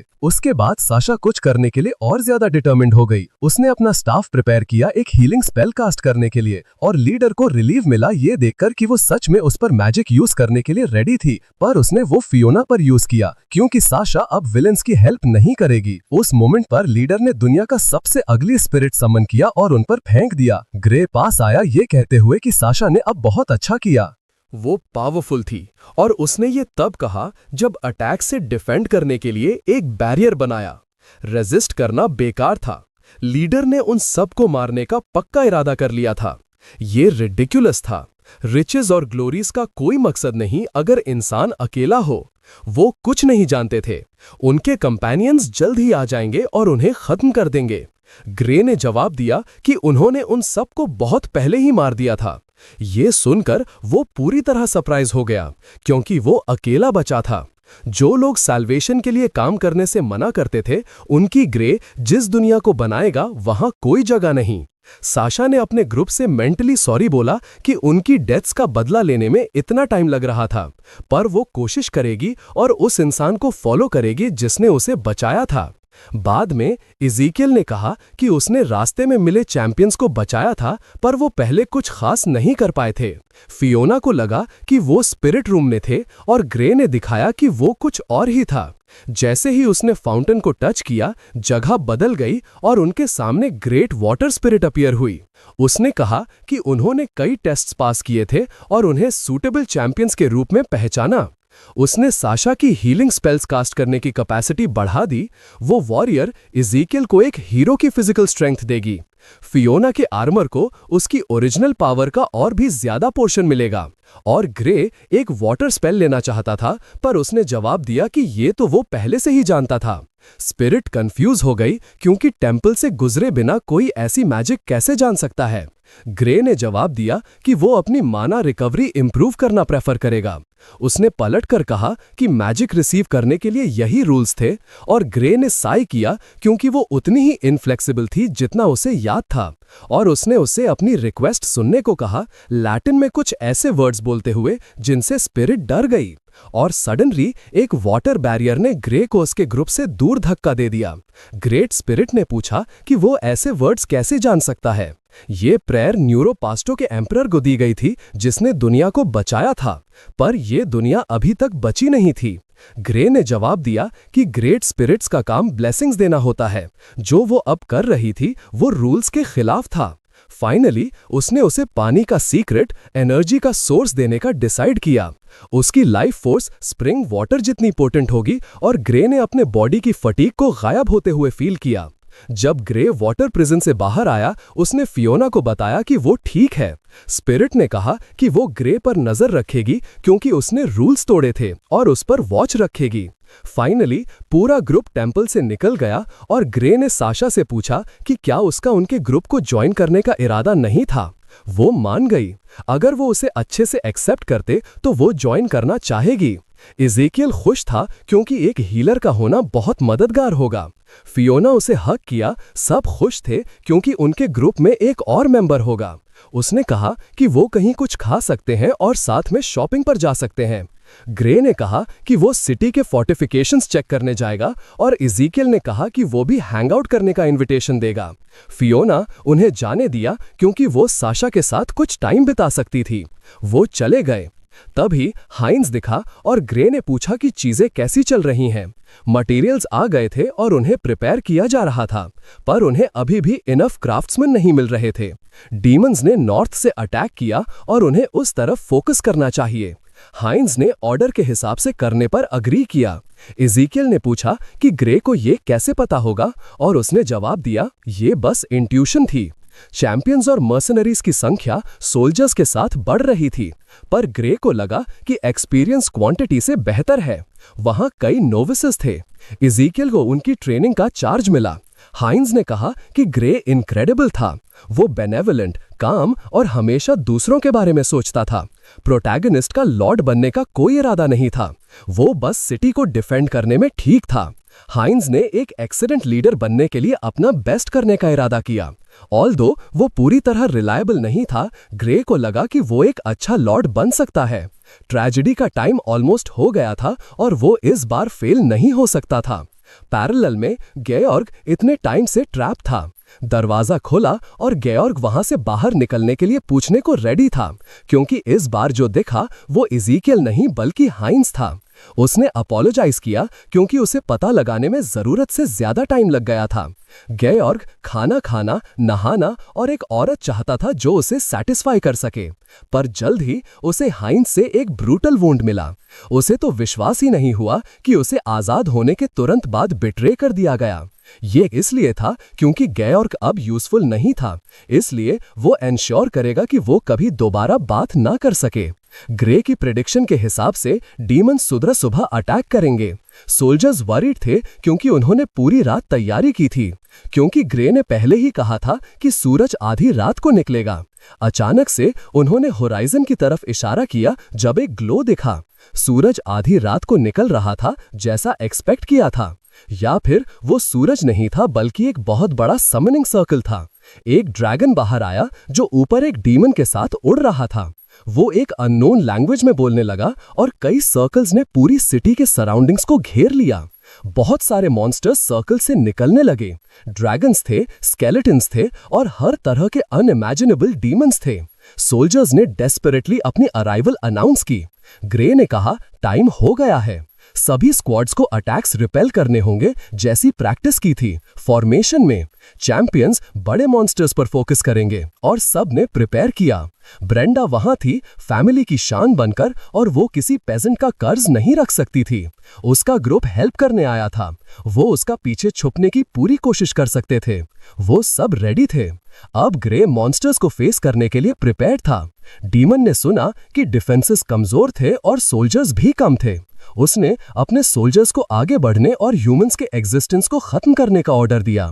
इस तरह ह्यूमंस ने भी उनके खिलाफ अटैक्स लॉन्च करना शुरू कर दिया।